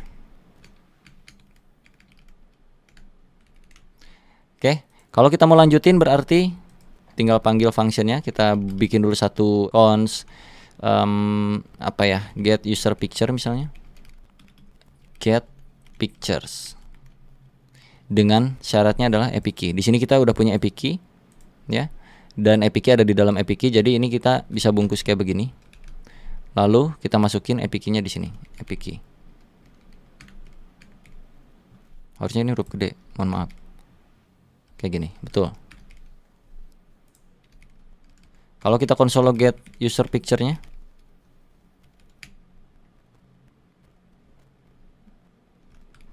kita running. Jadi awal kita ada generate tokennya dari get user, dari login.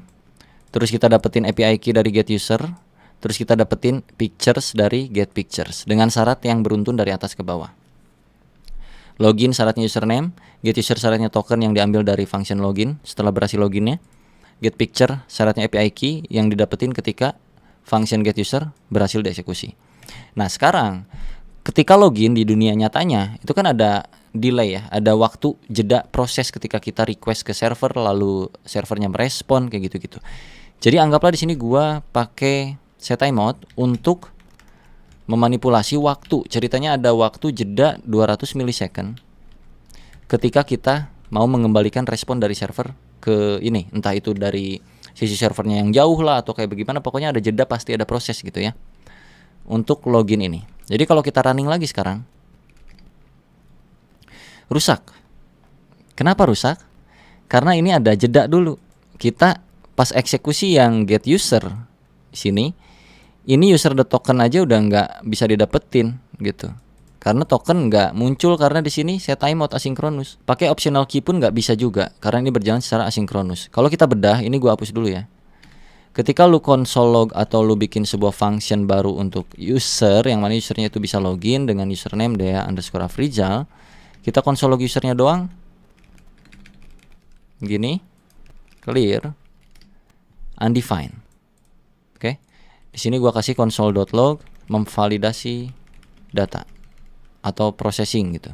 Processing, memvalidasi data. Ini contoh. Kalau kita run, processing memvalidasi data tapi undefined.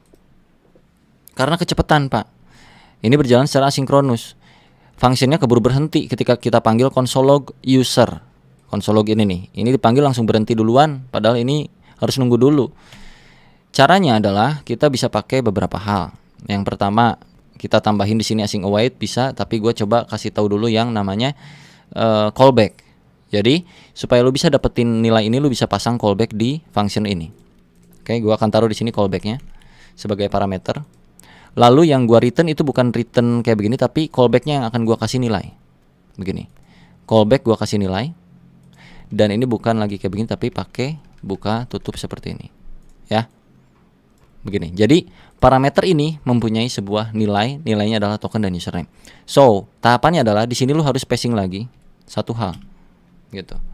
Ini kita nggak bisa main kayak gini lagi nih, nggak bisa. Kita harus tangkap nilainya itu lewat sebuah parameter, ya. Karena nilai dari nilai akhir dari token dan username itu dikirim ke sebuah callback, yang mana callbacknya adalah sebuah parameter. Parameter yang ada di sini itu bisa kita akses dengan cara function gitu, function, gitu. Tanpa nama pun lo akan bisa mendapatkannya. Dan di sini lo tinggal coba console log dulu, console.log getting data hore. Contoh. Clear NJS getting data hore. Oke. Getting data hore, processing memvalidasi data oke.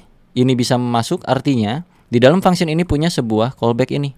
Jadi kalau kita kasih di sini result atau response, lalu kita masukkan responnya sebagai console log. Lalu kita masukin di sini kelar misalnya NJS processing data, memvalidasi data, kelar, tokennya keluar, username-nya keluar. Ini bisa diakses lewat yang namanya callback. Oke, cukup paham nggak sampai sini? Jadi kayak muter gitu loh. Gue sambil sebat ya, aus, ngomong mulu.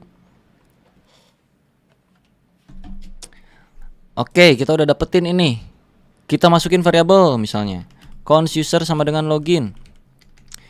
Kita console log usernya di sini. User adalah user. Bisa bang kayak gini? Cobain. User adalah undefined. Nggak bisa kayak begitu, Pak. Karena kita mainannya callback. Gitu. Nggak bisa kayak gini. Jadi kita kalau mau lanjut ke yang get user bagaimana? Sok dijawab dulu sambil gua menyebat dulu. Kalau mau ngambil isi get user gimana? Tokennya udah punya nih. Di dalam respon tokennya udah punya nih.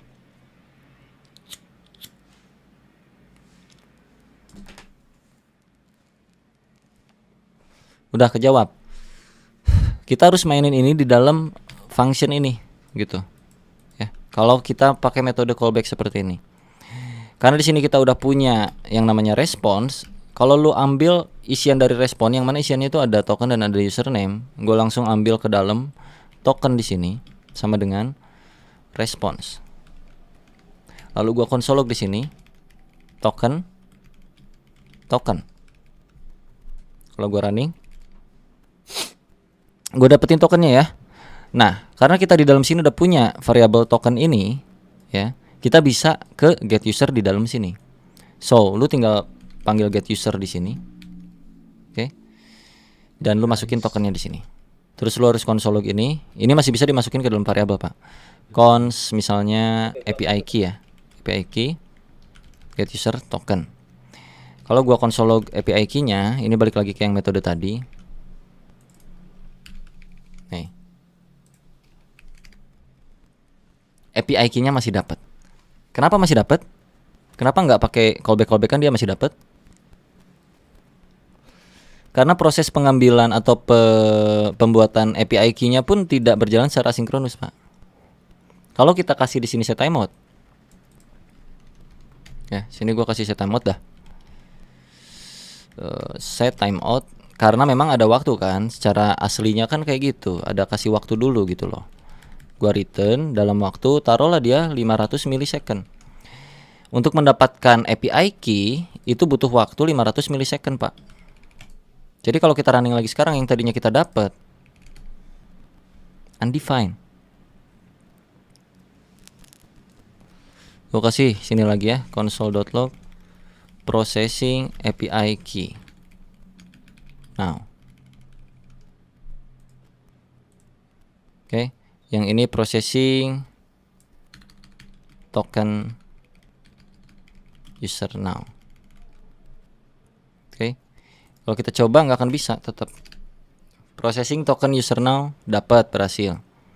Tapi pas API key undefined. Oke, nggak masuk nih. Ke sini nggak masuk. Mana? Salah ini, maaf, di atas di sini. Processing token user now aman. Processing API key now. API key-nya nggak dapat. Cukup paham sampai sini? Berarti apa yang harus kita lakukan? Yang harus kita lakukan adalah karena dia sudah ada sinkronusnya, maka di sini kita harus bikin callback untuk get user. Callback. Ubah returnnya jadi callback. Kasih buka tutup seperti ini, parenthesis, ya itulah. Bahasa Inggrisnya itulah, gue lupa. Oke. Yang artinya kita memanggil itu tinggal get user, kasih datanya apa, data token, dan kita bikin function di sini. Gitu. Console log API key, ya kan? API key-nya ada di dalam response lagi sini. Response. Coba running. Berhasil ya, kelihatan? API key-nya ada di sini. Right? Kita bikin lagi di sini cons API key biar masuk langsung ke dalam responnya. Jadi di sini tinggal console log API key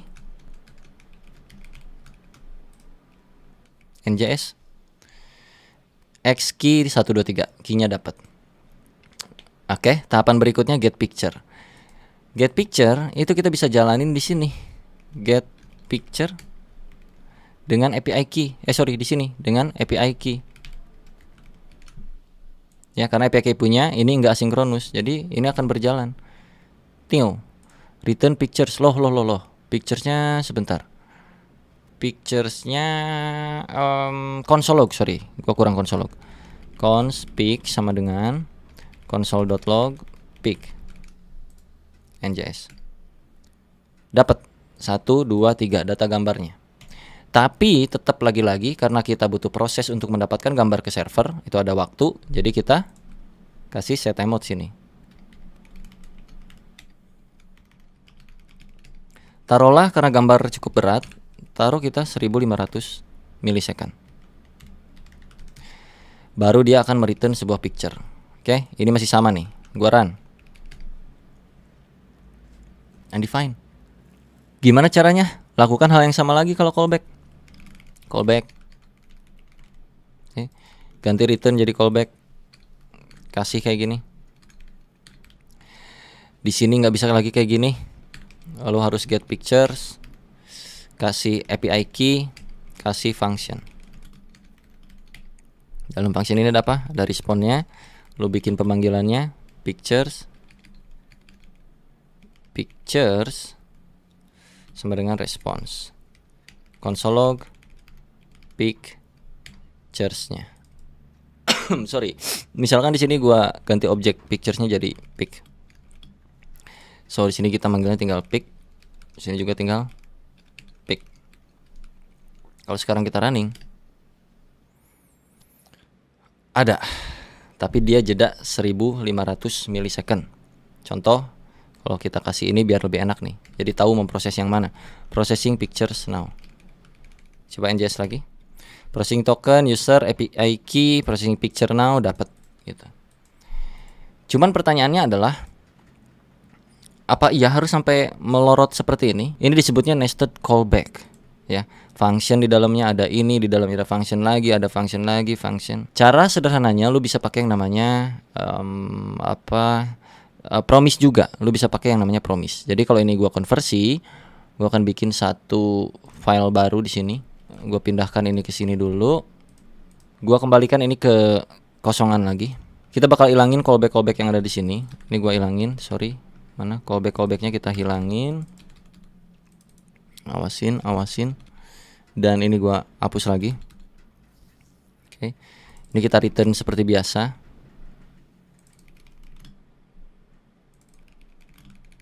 Begini lagi ya, nggak ada callback ya sekarang ya. Tapi kita pakai yang namanya promise, Pak. Jadi sini gua akan return promise seperti ini. Promise menangkap dua parameter, ada success, ada fail, kayak gitu. Oke. Lalu set mode ini gua masukkan ke dalamnya.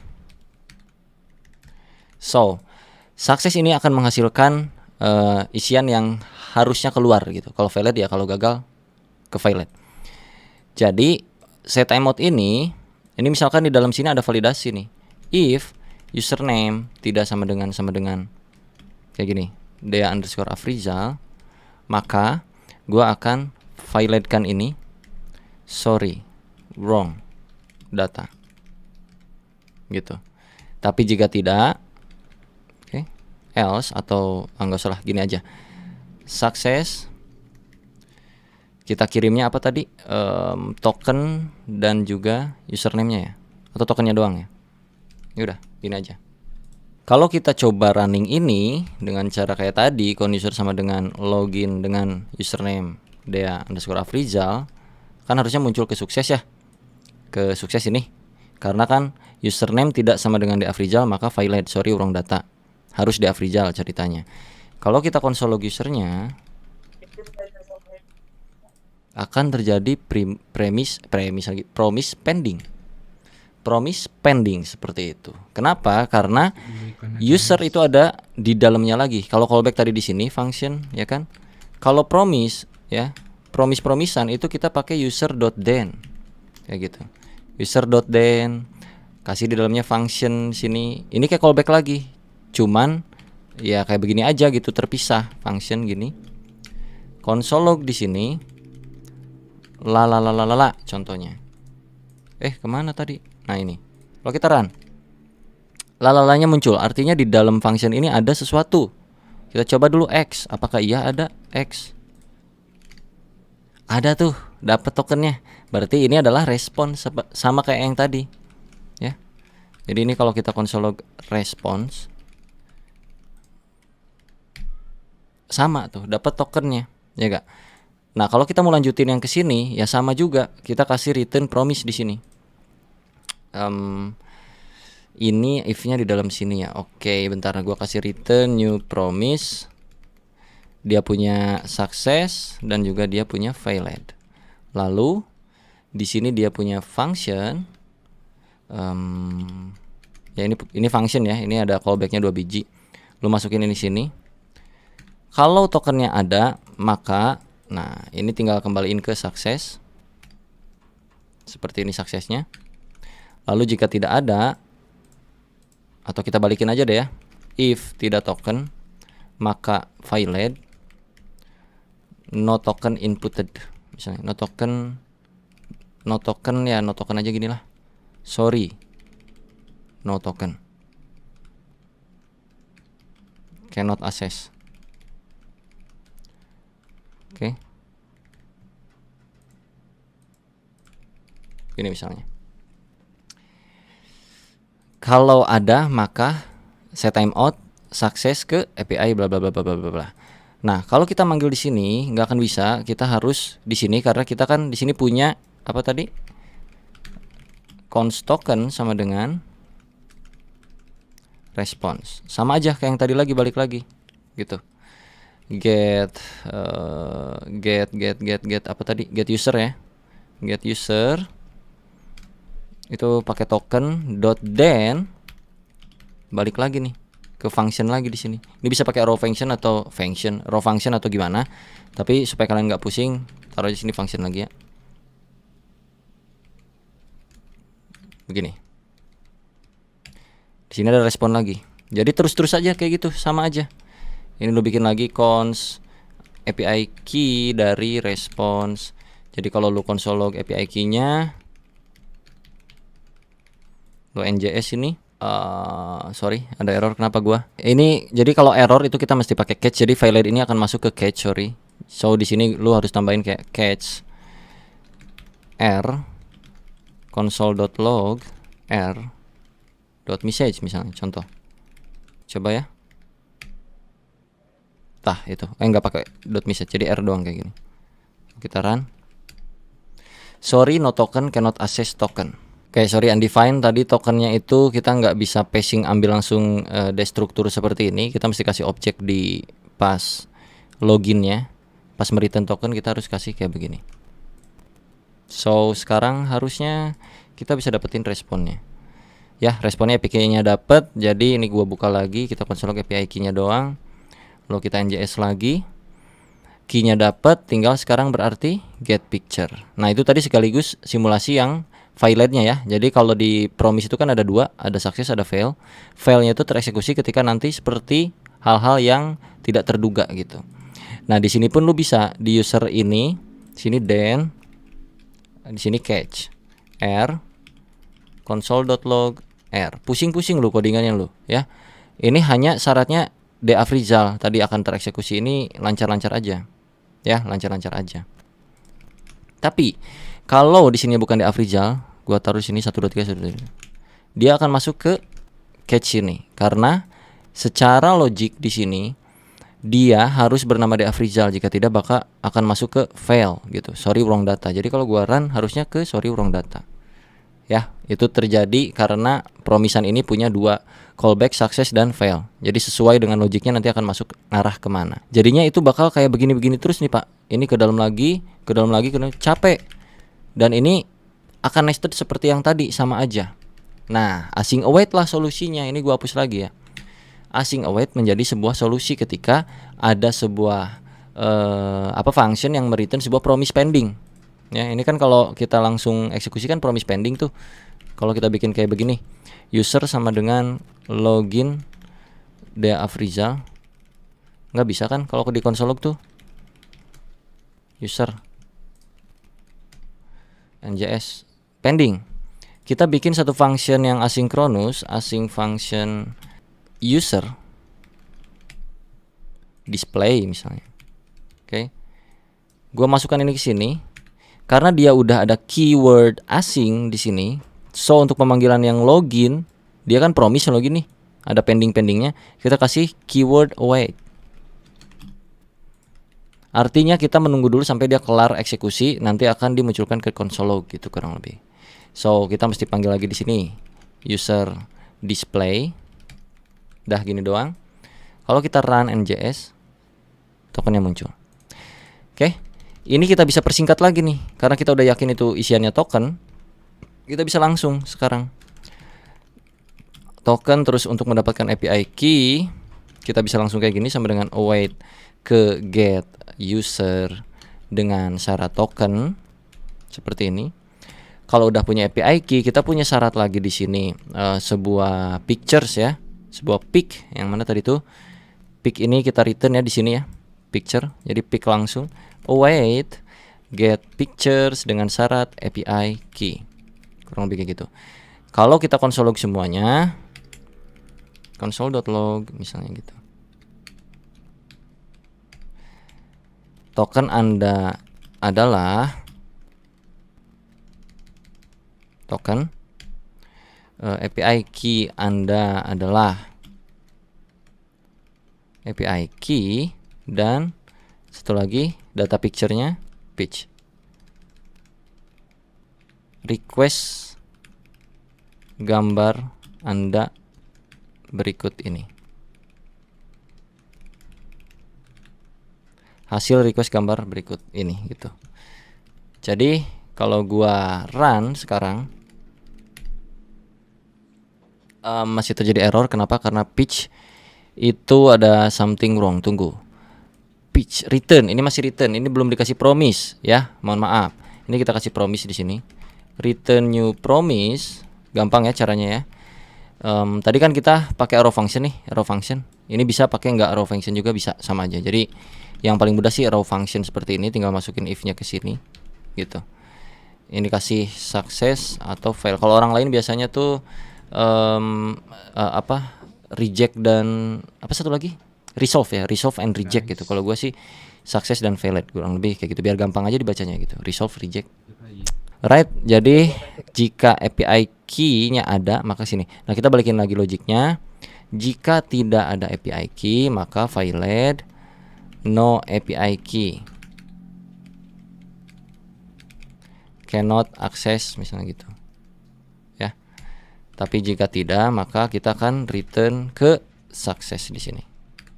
Seperti itu. So, kalau kita running lagi, token Anda adalah sekian, API key Anda adalah segini, hasil request gambar Anda berikut. 1 2 3 gitu. Right? Cukup paham tentang asinkronus di JavaScript dari pengimplementasian yang kita lakukan hari ini? Bagaimana? Kalau misalkan kita nggak pakein ya di sininya untuk ngecek validasi yang error-errornya gitu, itu biasanya kita harus pakai try and catch ketika kita mau mengeksekusi await-awaitan ini. Jadi masuk ke catch-nya itu di sini. Try terlebih dahulu, terus lu catch di sini. Catch R, oke, console.log R-nya. Try ini begini. Kurang lebih. Kurang rapi ya, mohon maaf bentar.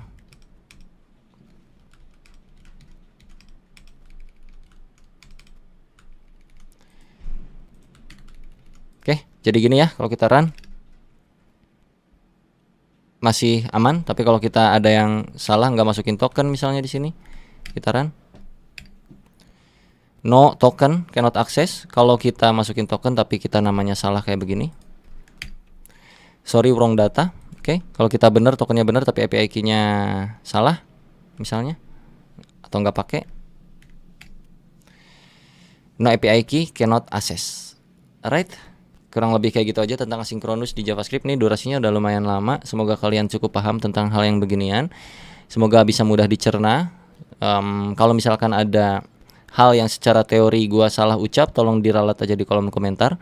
Tapi gua berikan faktanya kurang lebih seperti ini implementasiannya. Dan nanti di dunia kerja pun akan banyak hal-hal seperti ini dan apa ya, pengimplementasiannya kadang-kadang beragam beragam logik dan algoritma. Ini salah satu contoh doang, sampel. Alright. Sampai